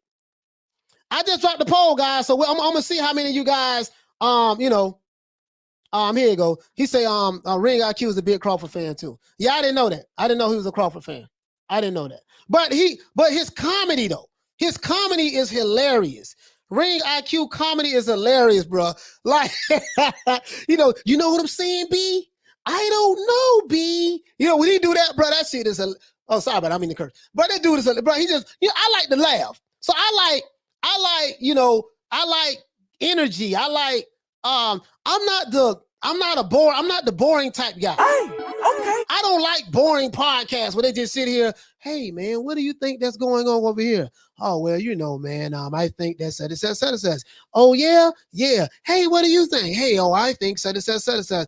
Well, I don't know. Maybe I don't like all that. I'm just saying for me. You see what I'm saying? I'm just saying for me. Sue says, why are Latinos the most hated? Who hate Latinos?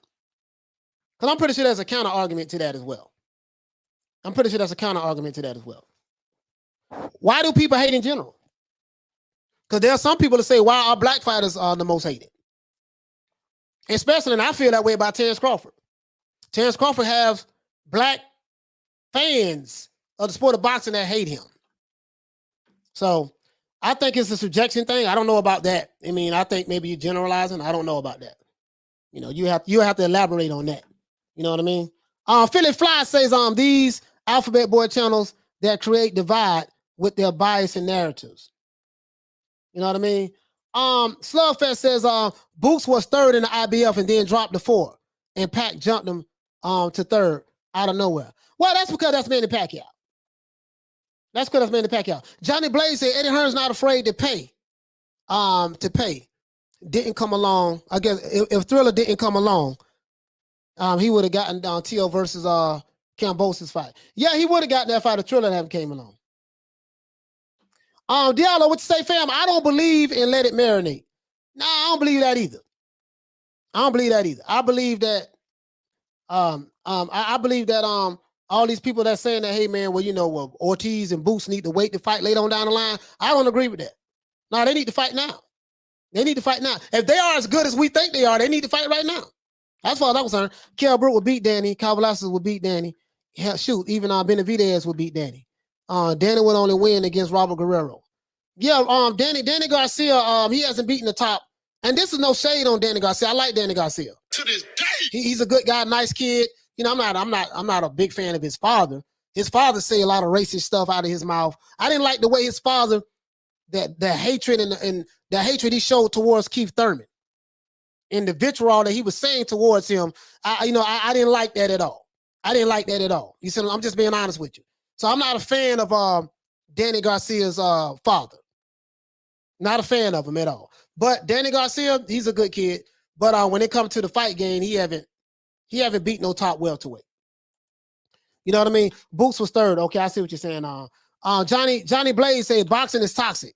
I like to focus on what goes on in the ring. Exactly. Boxing is very toxic. To this day. And it's toxic because of the element, the actual fan base that's in the sport of boxing right now has made it toxic. And then not only that, it's the channels that push certain narratives that's toxic. Bro, let me tell you something. I have a nuclear bomb. Oh my God.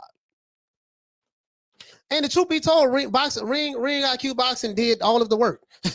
But what I'm gonna do is I'm gonna take it and just to prove a point.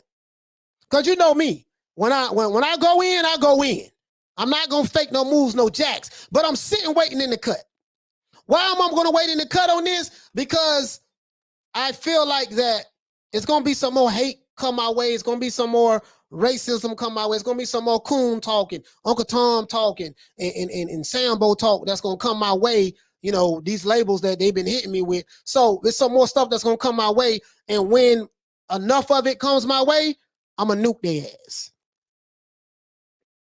I'm gonna nuke them. I already don't nuke their ass already, but I'm gonna nuke them some more. You know, I'm gonna nuke them some more. If I mean, damn, I already don't drop the nuclear bomb, enough of them already, but I got some more waiting on them. Shout out to Smitty for dropping that quarter of a dizzle up on your boy. Hey, okay. Hey, Leroy. Super chat received. Playtime's over, boy. Ortiz is the favorite to beat the top welterweights because he beat Mean Machine, ? But Buzz Hater says he's overhyped after beating the same guy. Man, now listen, Smitty, this is some real hate. When Terrence Crawford beat Mean Machine, those same fight fans who are on Virgil Ortiz sacks right now said that the Crawford haters said that, oh man, Crawford ain't fought nobody. Mean Machine ain't nobody. He's a garbage fighter. You know, Crawford still ain't fought nobody in the welterweight division. Yada, yada, yada, yada, yada. Virgil Ortiz fights this guy. Now Virgil Ortiz is the greatest boxer of all time. And I praise Virgil Ortiz. You know, I praise him because I like the kid. He's a nice kid, and he's a good fighter. And I praise him for having the heart and the courage to want to challenge himself against tough fighters. And because I love the sport of boxing, this is the type of fighter that I can get behind. Has nothing to do with whether he's a Latino fighter or what his nationality is or what his ethnicity is. Has nothing to do with that. I don't give a damn about that.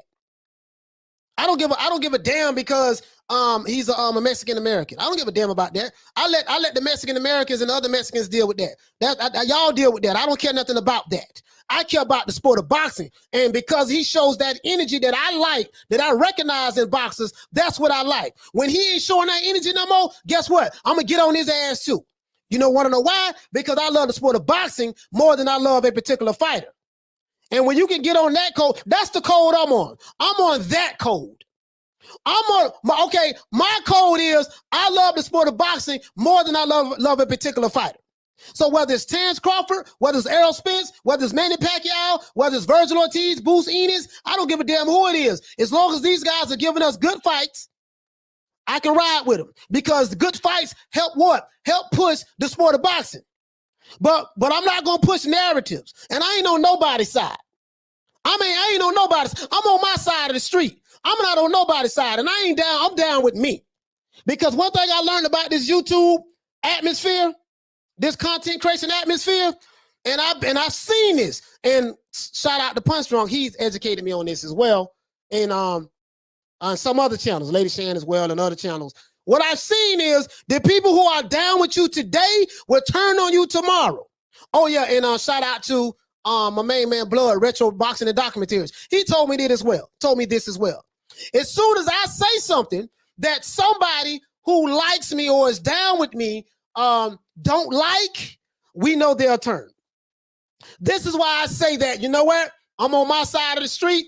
Do not come at anyone else who you may think that I'm affiliated with. If you got a problem, just come at me. My views are not the views of Major Key Boxing. That's one of my brothers. You know, my views is not the views of Major Key Boxing. My views is not the views of Troy Graham. My views are not the views of Sporting Icons or Lady Shan or Blood and Retro Document, Blood Boxing or Retro Boxing and Documentaries or Major Key Boxing or Mark Nash. My views are my views. So if you have any beef, bring it to me. I squash all beef. Hey, okay. That's why I say that. You know what I mean? Because I don't want nobody taking no unnecessary shots or arrows at me. See, I'm Neo in the Matrix. I can dodge all the shots, all the bullets, and guess what? I got a Tommy gun over here.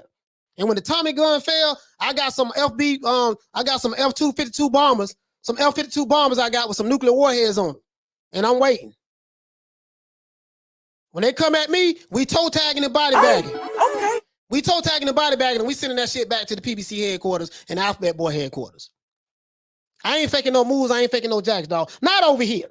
Not over here. You see what I'm saying? Just being honest with you. So, whatever issue you got, To this day. don't come at nobody else. Just come on over here to me. I take all trolls, all PBC ass kissers, all Alphabet Boy supporters, all Alphabet Boy. I take them all. I take them all. Don't care. Don't care, bro. I really don't. I can give two whats about you, your subscribers, your fan base, and your narratives. Remember that. Remember that. Care nothing about you. Oh, I see the troll back in here. Hey, what's up, homie? hold on. Wait. Hey, what's up, homie? Where you been at?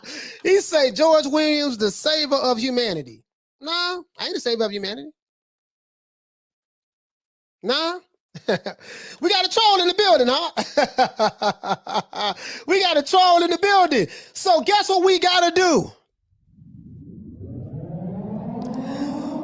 Troll alert. What's happening? Attention to all the trolls. We got a troll in the building. His name is Captain America. Look at his avatar. Captain America, I see you keep coming back, oh boy. As you can see, I have not blocked you. I like you over here. You contribute to the watch time hours. We care nothing about the trolls over here. We won't block you. We like you. You see what I'm saying? If you are a supporter of the Alphabet Boy community, guess what? The hell with you. If you are down with the Alphabet Boy community, guess what? The hell with you. If you support the twerkinator and you believe in twerking and men having babies and you believe in call out, big fish. You know what I mean? If you like to push your narrative, guess what? The hell with you. I am not your friend.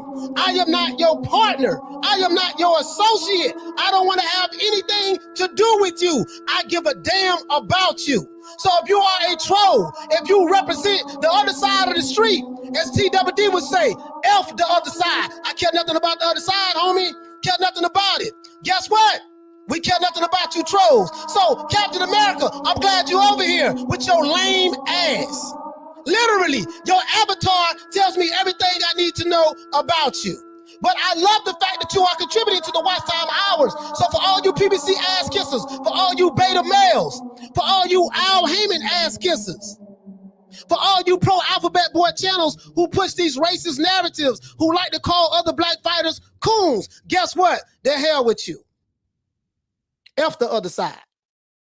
I'm here every day, baby, 6 days a week, 6 days a week. Not every day, but 6 days a week. 3 o'clock Eastern Standard Time from 3 to 5 o'clock. And I appreciate the fact that you're over here. Really, though. Appreciate you. Really, though. Hey, okay. So shout out to you, homie. Shout out to you. Glad you're here. Keep watching. Keep watching. Keep watching. Because guess what? Because of you, as you know what, I might do a whole show on you trolls. As a matter of fact, I tell you what I'm going to do. I said I had a nuclear bomb I was going to drop, right? I'm going to drop that nuclear bomb on the Alphabet Boy supporters. I'm going to drop that nuclear bomb on the pro PBC supporters.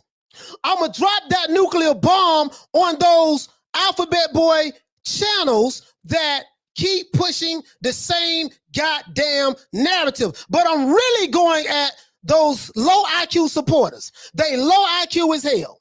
Slower than a turtle with arthritis in his knees, with four shells on the top of his back.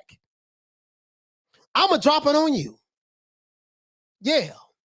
Be tuned. You think you mad at me now. The Haymanites, the Al Haymanites. Yes, the Al Haymanites. The call Al, big fish. I'm that big fish. The Al Haymanites and the pro PBC ass kissers and the Alphabet Boy supporters. My nuclear bomb will be dropped on you. I'm gonna do everything in my power to destroy your ass. I promise you. I'm gonna do everything in my power to destroy you. Just let it on me by myself. Hey, okay. With your lame ass. Anyways, yeah, man, so this is what it is. I love the sport of boxing more than I love a particular fighter or a particular narrative. I'm not on that. Ain't no peace. I don't want no peace. We ain't gonna be kumbayaing. You ain't got to worry about me calling you on the phone, talking about, yeah, man, we need to have a summit and to get together, man, and see can we come together. Damn all that. Because there has never been unity amongst the human race ever in mankind.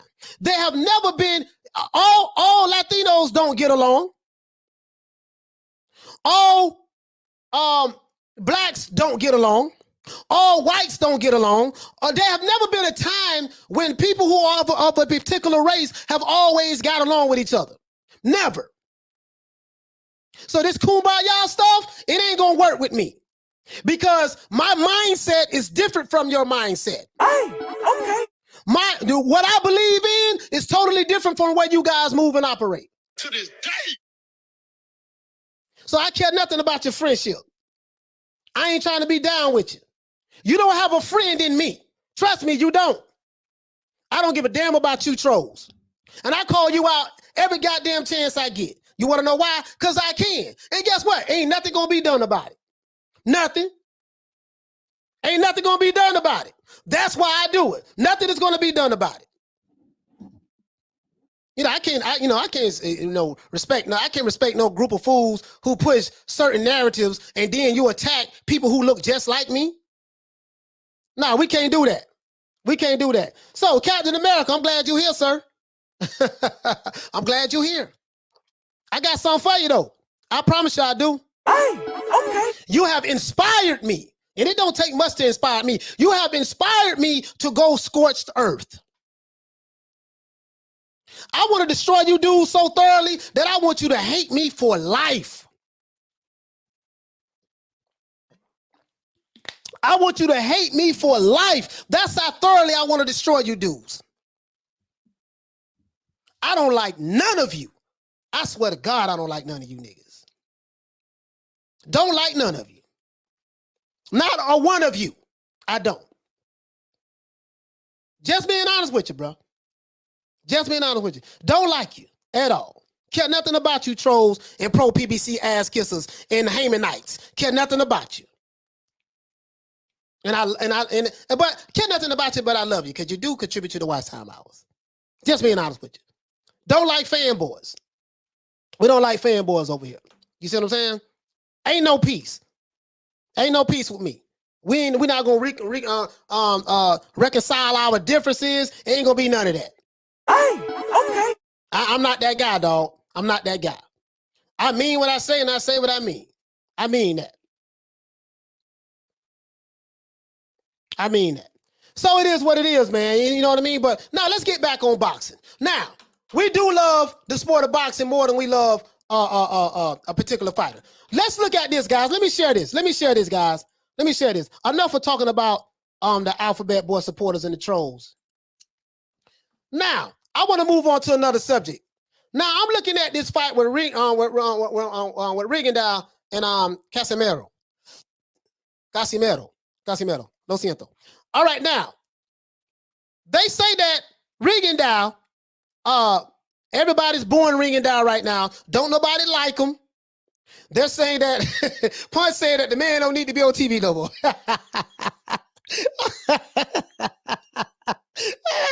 Hey, but anyways, from what I'm seeing, because I didn't see the fight, guys. I didn't see the fight.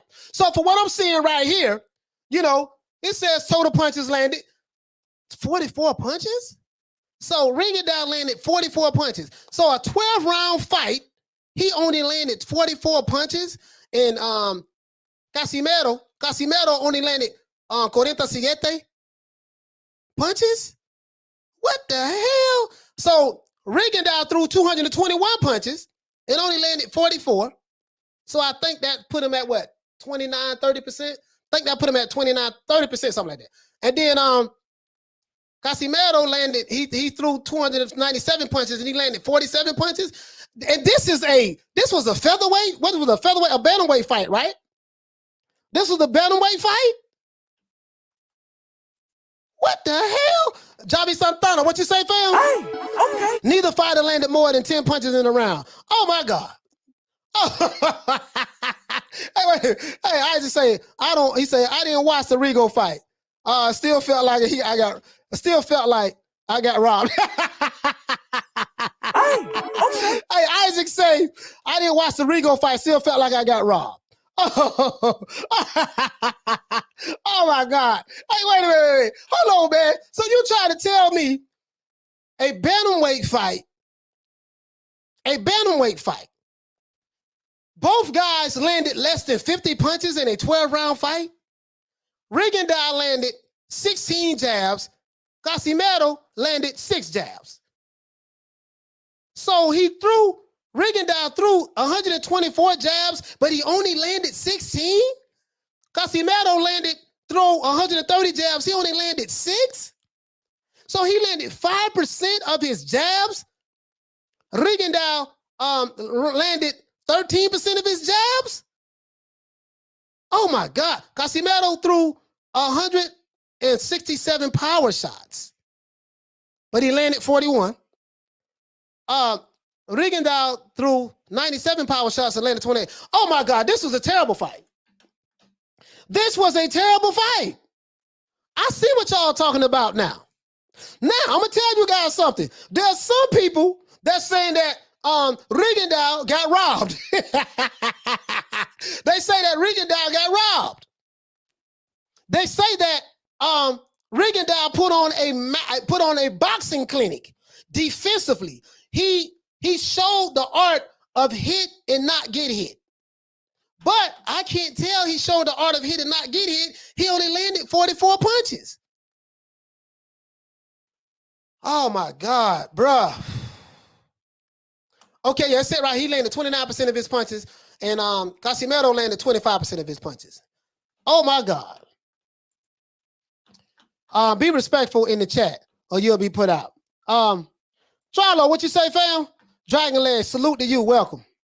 Dragon Leg, what's up, man? What up? Dragon Leg, what's going on? Hey, okay. Hey, Leroy said Rigo did get robbed. Leroy, I didn't see the fight, brother. I'm gonna be honest with you. Explain to me, how did Rigo get robbed? If anything, it looked like this fight should have been a draw. To me. You see what I'm saying? To me. Clyde said, nope, the people got robbed.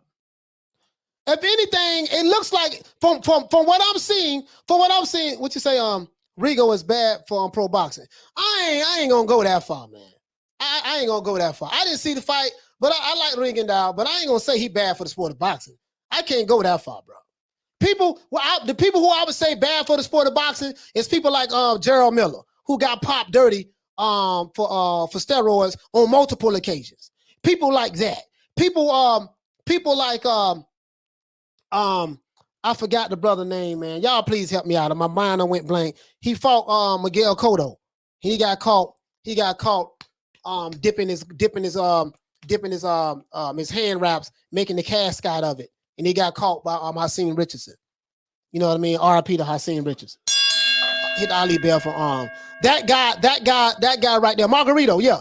Javi Santana, thank you, brother. Hey, okay. People like that is bad for the sport of boxing. I to say that Rigo bad for the sport of boxing because of a fight, no, I ain't going that far. Now, if he would have got caught cheating and doing all kind of illegal stuff and yada yada yada yada yada, if he would have got caught with egg weights in his glove, like they say Tyson Fury, he ain't got caught. But you get what I'm saying though. Then I can say that. But nah, I ain't gonna go that far. I'm not gonna go that far. You know what I mean? So, but from what I'm seeing right here, how did he get robbed? He landed 44 punches. Casimero landed 47 punches. So Casimero landed 3 more punches than Rigondeaux. Rigondeaux landed 29% of his punches. Casimero landed 25%. For what I'm seeing right here, it does look like that Casimero was threw more punches. For what I'm seeing, it looked like it should have been a damn a draw. But I didn't see the fight. So I'm just saying, Lee Adams said Rigo is terrible for the sport. What are you basing that on? Rigo is old, is old now. His footwork is still amazing. Yeah, Rigo is 40 years old. How is he terrible for the sport? I didn't see the fight. But from what I'm seeing, it don't look like neither guy did any goddamn thing. Just don't watch him on TV. He said he's still going to fight, though. Yeah. Yeah, the man got a family to feed. He got a family to feed. You know what I mean? So I can't sit here and, I can't sit here, you know what I mean? I can't sit here and say that I don't want the man to fight no more. The man got a family to feed. You see what I'm saying? You know. Leroy says Rigo deserves a rematch and this time, buy it and don't stream it. That fight was on free TV, right? That fight was on free TV? Because I didn't see it, guys. I didn't see it. So I can't give input. I can't say yay or nay. You know what I mean? But I've been hearing like some people have been saying that Rigondeaux got robbed. They say Rigo got robbed. That's what they say. Some of them say that. Some of them say that.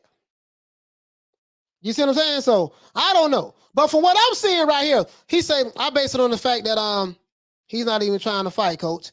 The guy isn't doing his job in the ring. He's running all I guess you're trying to say all night and not even trying to engage in the sport. I didn't see the fight. I've heard that though. I have heard that Rigo was running in the fight. So yeah, he was running it. I heard that as well. So okay, so basically, let's see what the scoring was then. What was the scoring in the fight? How did the judges score it? How did the judges score it then?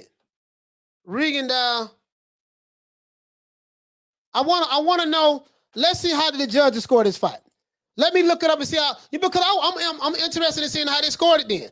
Because the Rigondeaux, for what I'm seeing, just watching the punch stats, and maybe, let's see.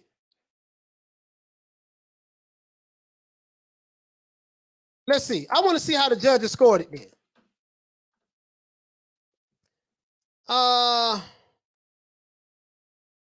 Let's see. They're saying right here, Yahoo Sports, they're saying that this was a dud. Casimero, Rigondeaux. Let's see. I want to see. Okay, here we go, guys. Here we go. I pulled it up. Now, the judges, one judge scored it 115-113 for Rigondeaux. But two judges had Casimero winning 116-111, 117-111, and 116-112. Also, this was a split decision.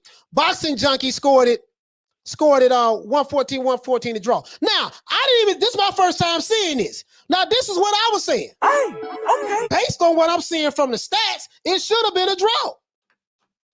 I'm just saying. Based on what I'm seeing, from the stats, it should have been a draw. One judge actually gave it to Rigo. He said that. Hey, he say split decision. He said, look at the copy box. Yeah. Okay, yeah. Let me see. Let's see the copy box. They're speaking very. He said the primary objective for every fighter is to have his hand raised after the fight. After his or her fight, regardless of how it may look. The wish of every fan is to be entertained. Guillermo Rigondeaux is good at the former, lousy at the latter, right? He said the two-time Olympic champion from Cuba served up another dud on Saturday in Carson, California. Wow. Well, he frustrated both 118-pound title holder Casimero. Okay, Casimero, he got 21 KOs. Okay. And those watching by running the entire 12 rounds. So this guy said that Rigondeaux ran for the entire 12 rounds. That's what this guy said. I didn't see the fight, but I want to see it now. The fight was competitive because Rigondeaux landed shots here and there, 44 total. According to the copy box, and there was an elusive target for Casimero, who connected only 47 punches. So, for what I'm seeing right here, and this is what I'm saying, guys, like, the punch stats for what I'm seeing right here said Rigo only landed 44 punches. So, I'm trying to figure out where did the robbery come in at? Because this looked like it was a split decision, right? I'm trying to figure out how Rigo got robbed. He says Rigo looked terrible for running while not landing any significant strikes. Casimero looked back for not being able. He say, oh, I guess you're trying to say Casimero looked bad for not being able to cut off the ring. Yeah, if he wasn't able to cut off the ring, because you got to know how to cut that ring off. Lito said that Lito Raw said even Bud said Rigo won. Yeah, but that's subjective. That's subjective to Terrence Crawford. That's subjective to Terrence Crawford. You know what I mean? You know, so I mean, and that's not a knock on Crawford. That's just saying, like, that's subjective to him. Hey, okay. I didn't see the fight, but from what I'm seeing right here, out of a 12-round fight, you only land 44 punches, and the other guy only land 47 punches. And from what this guy's saying in the article, he's saying that Ringadal ran the whole fight, and from what some people saying in the chat, Ringadal ran the whole fight. So I don't know. You know what I mean? So I think this is what I think what's going on, guys. I think that a lot of people who are upset with Ringadal right now, they probably betted on Ringadal. They probably rooted for him to win. I picked him to win. And when he put on a performance the way he did, they were so upset that their emotions took over and they say the hell with him. He don't need to be on TV anymore. That's what I think. What do you guys think? What do you guys think? I'm just saying that's what I think. I think that everyone was so disappointed that, that's what I think. Maybe they were so disappointed. Let's look at, hold on, let's see.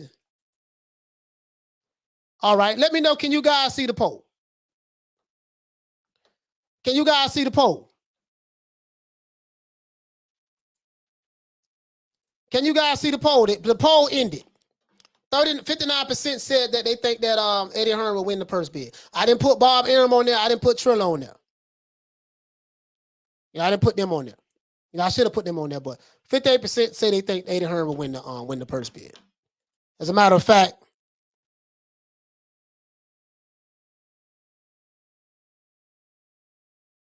I'm just saying, guys.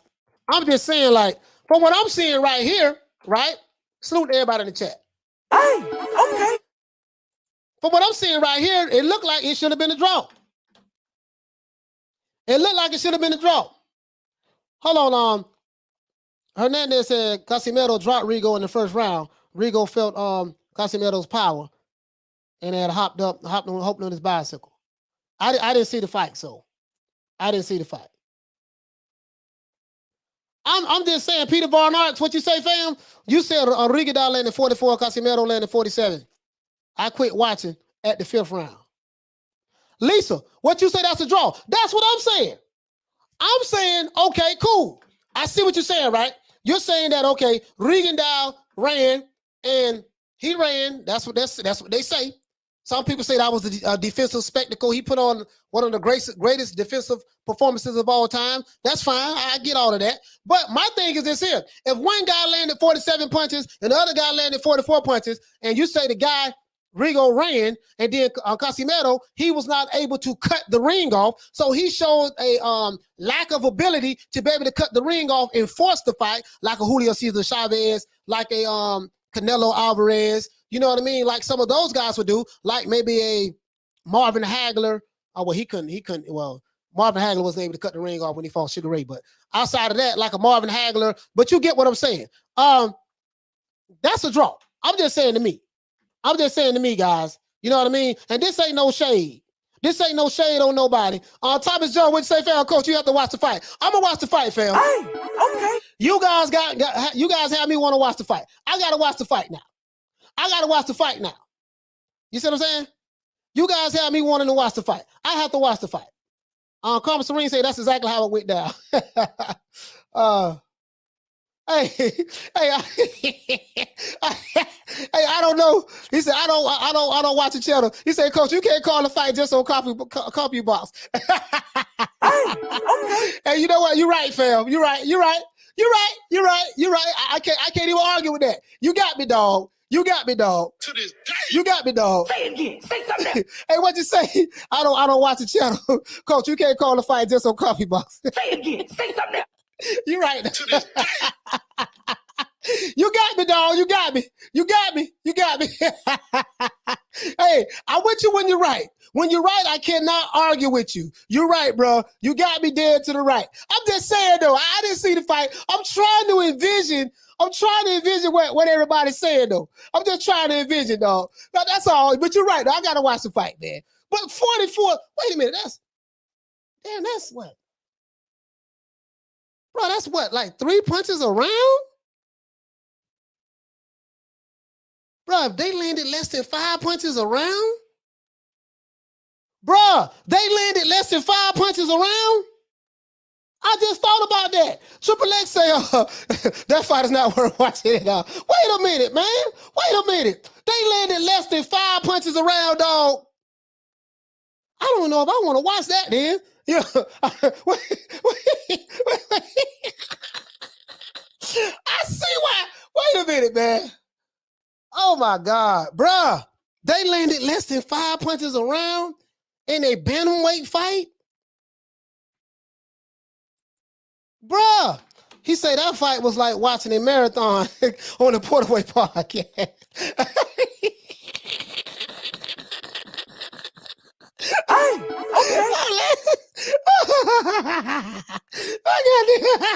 I got them all that. He said, I can't breathe. Okay.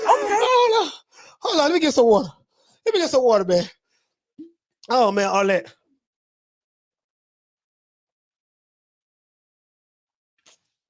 Man. Oh, my God. Arlette, I can't believe you said that. I can't believe you said that. Hey, wait a minute, man. Hey, you're right. I can't call the fight watching Compy Box. The Compy Box. You're right about that. But I'm just saying, bro. I don't know, man. Like, bro, they landed less than. Damn, that's like what? Four. Damn, that's like 3.5 punches around. That's like 3.5 punches around, dog. Let's do the math on that. Let's do the math on that. Where my trusted calculator at? You know, where my trusted calculator? Let's see.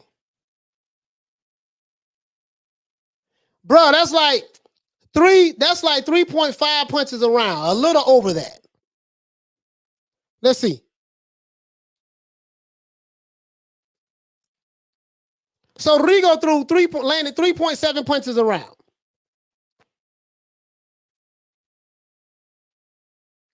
And Casimero landed 3.9 punches around.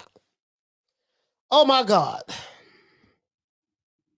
You know what? Hey, okay. That might not be worth me wasting my damn time.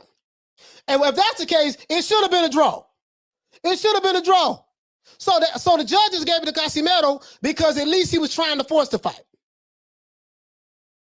Bad part about it is the fight, he was running and laughing. Wow. He said one occasion Rigo turned his back and ran. Oh my God. Yeah, I gotta watch this. I gotta watch this fight. I gotta watch this fight to see. I gotta watch this fight to see, guys. I gotta watch this fight to see exactly what y'all are talking about. And man, I tried to give it the benefit of the doubt. I gotta watch this fight to see exactly what y'all was talking about, bro.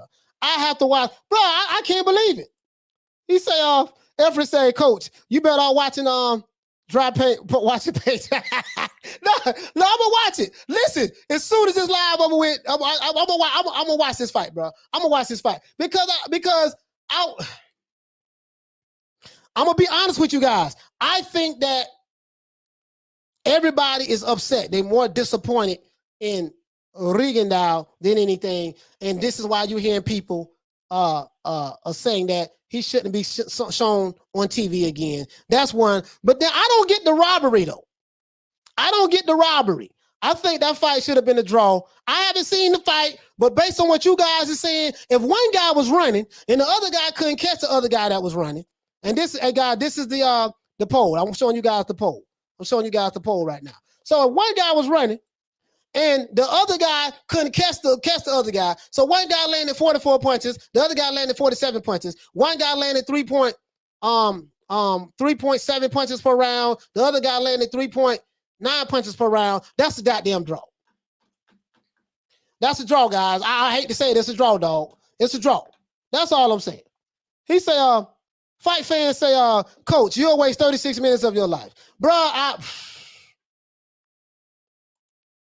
John B. Poetic said PBC put Rigondeaux back on TV. They deserve to lose their contract with Fox. You know what? You know what? Rigondeaux might get put on the shelf, dog. He might get put on the shelf. Listen, if that, let me tell you something. It's something that you just said, John B. Check this out. If the ratings tanked, if they say, man, these ratings were terrible, they may drop Rigondeaux. Al Heyman may drop Rigondeaux. Bruh, if the ratings was that bad and it made the PBC look bad, they may drop Rigondeaux, dog. He said the interview at the end of the fight was the best part. Oh, my God. I'm done. I'm done, y'all. I'm done. Listen, I'm done. We gonna give everybody a shout out. He say, let's see, hold on. He say, but since Casimero was the aggressor and the existing champion, those close rounds with the Casimero. Okay, I get that. I get that. I get that. Wally, what you say, fam? Rigo will get dropped. Yeah. Salute Coach Malachi, aka Mr. Receipts, and the members of the congregation. He said, hey. He said, Coach, you don't remember, but you actually did watch the fight.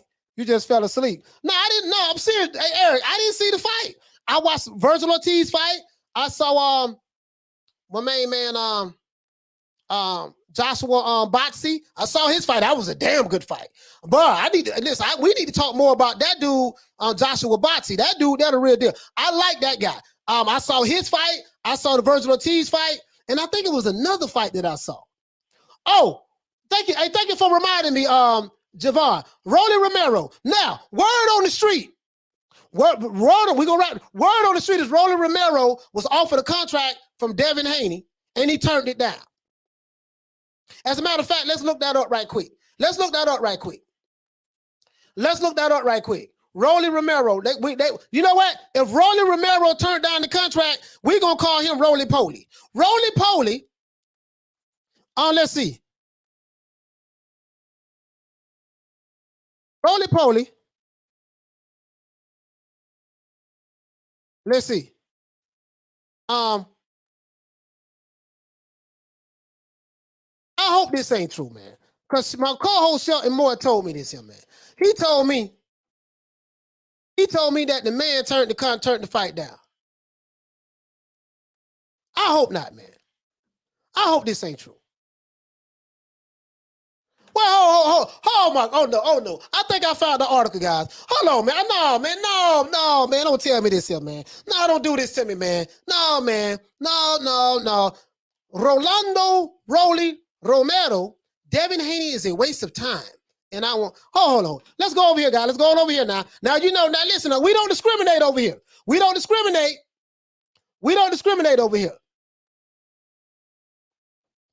It says right here, Rolly Romero. He said there is absolutely no love lost between Devin Haney and Rolly Romero. The two have been seen on numerous occasions going back and forth on social media. Twitter fingers, that's what I like to call them. Social media exchanging insults, right? So they fighting on social media instead of fighting in the ring. Recently, Haney and the WBC lightweight champion posted a video of himself on his Instagram account next to a pile of trash. He said the 22-year-old then proceeded to ruffle through the garbage while calling Rolly Romero's name, insinuating that his longtime rival is an awful boxer. Oh my God! So they've been fighting on Twitter. Oh, this is ridiculous, man. Oh my God. So Rolly Romero said Devin Haney is a waste of my time in an interview with Fight Hub. I want Gervonta Davis. Okay. Romero's lack of interest in facing Haney ultimately comes down to his fighting style.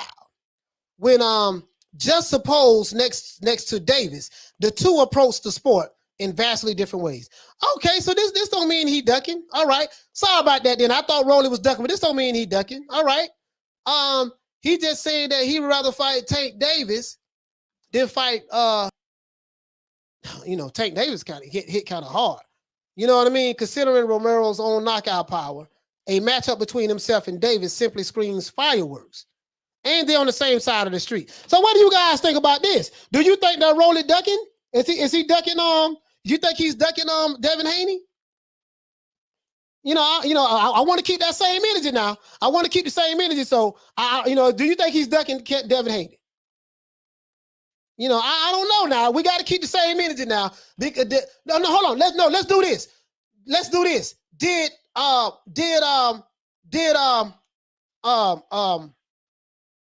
Devin Haney send him a contract? Did Devin Haney send him a contract? In this case, Haney, I don't know if he sent him a contract or not, but the fact that he said that Devin Haney's wasted his time, but Devin Haney is a champion. Devin Haney has the WBC, he's the WBC super lightweight champion. How is Devin Haney a waste of your time? How? We got to keep that same energy, dog. Hold on. Hey, okay. We got to keep that same energy. To this day. We have to keep that same energy. Wait a minute. What kind of belt he has? What kind of belt does Rolly Romero got a belt around his shoulder? What kind of belt that is? See, they got too many damn belts too. They got too many belts for me too, dog. Hold on. Well, hold on. Let's I want to see what you guys got to say. I want to see what you guys got to say. Do you think he ducking now? Because if he ducking, I can't let him slide. Ari says, please tell me that ain't true. I just started to like him playing the heel. Hey, Romero is an awful boxer. He should be in the UFC. Hey, man, listen. Come on, man. Peter, please. I'm doing everything in my power to stop from laughing. Please. Rolly Romero.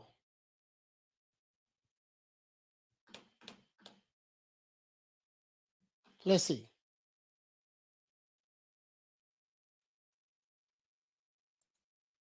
King KO said probably want the Tank fight. Okay. Thomas Jones said, I don't think Romero is ducking Tank. I don't think Romero is ready for Tank. Oh, okay.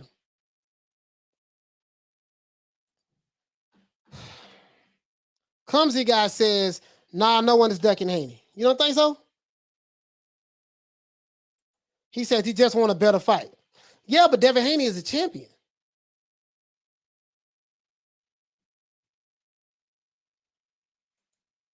He will make more money fighting Tank. Okay. To this day. Karma Serene said, if you send a man a contract, after he was talking ish, he turns it down. That every kind, he said, that every kind is a duck. Donald, Daffy, Scrooge, Rubber, etc. Oh my God. Karma Serene. Hey, okay. Karma she went in right here. She said that's every kind of duck. Donald Duck, Daffy Duck, Scrooge McDuck, Rubber Duck. Wow. Man, Karma Serene, she went, oh my God. Chavi Santana says Rolly is a doo-doo fighter. Wait a minute. He said, but we need to know if Haney's sitting him a contract. If not, no one is ducking Haney. Man, I don't know, man. He says Tank and Haney beat Rolly easy.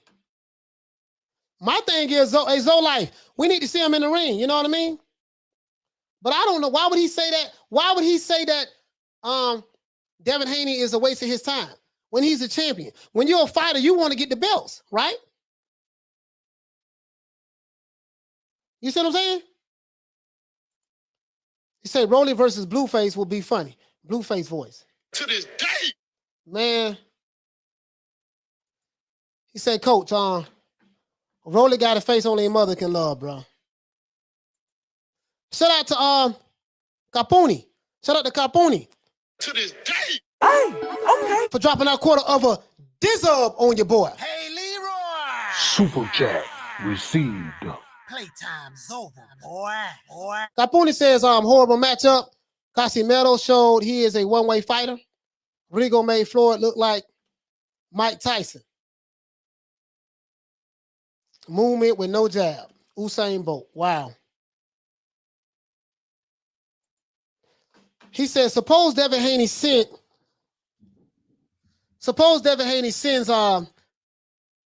JoJo a contract. With JoJo saying he's only going to accept the fight. Okay. Hey, okay. I see exactly what you're saying there. All right. I don't know, man. Carmen Serene said, forgive my grandma. Carm, you went in. You went in, Carm. Forgive my grandma. Carm, you went in on him. Man, she said all kind of ducks. Darkwing duck, Daffy duck, Donald duck, Scrooge McDuck, Shucky Ducky. Wow. Still said Rolly is clout chasing. Isaac says PBC with the 1 minute highlights of Rigo versus Casimero. Man, I tell you, man, listen, Bill is capping. He said the same thing with Lomachenko and never sent anything. And Lomachenko is still available. Yet they still avoid, he'd rather fight JoJo than Loma. Well, you know, they say JoJo, that's going to be a good fight. They said that's going to be a good fight. You know, who knows? You know what I mean? Who knows? They said that's going to be a good fight. You see what I'm saying? So I don't know, man. We gonna see, dog. You know, at least he fighting somebody. At least he fighting somebody.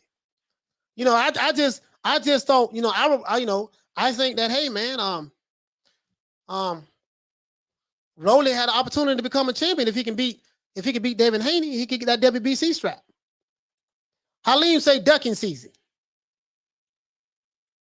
It reminds me of, you got Regan down. Everybody said he ran from Casimero, right? We have Regan down. They said ran for Casimero. So that's the rabbit season. And then we have Rolly. They say that he's ducking Devin Haney. So that's duck season. So we have rabbit season. Hey, okay. Duck season. Hey, okay. Rabbit season. To this day. Duck season. To this day. So one guy is the rabbit, the other guy is the duck. To this day. That's what you guys trying to say? Is that what you guys trying to say? That's all I want to know. Louis says Haney is too quick for JoJo. And it's going to be JoJo versus Gary Russell all over again.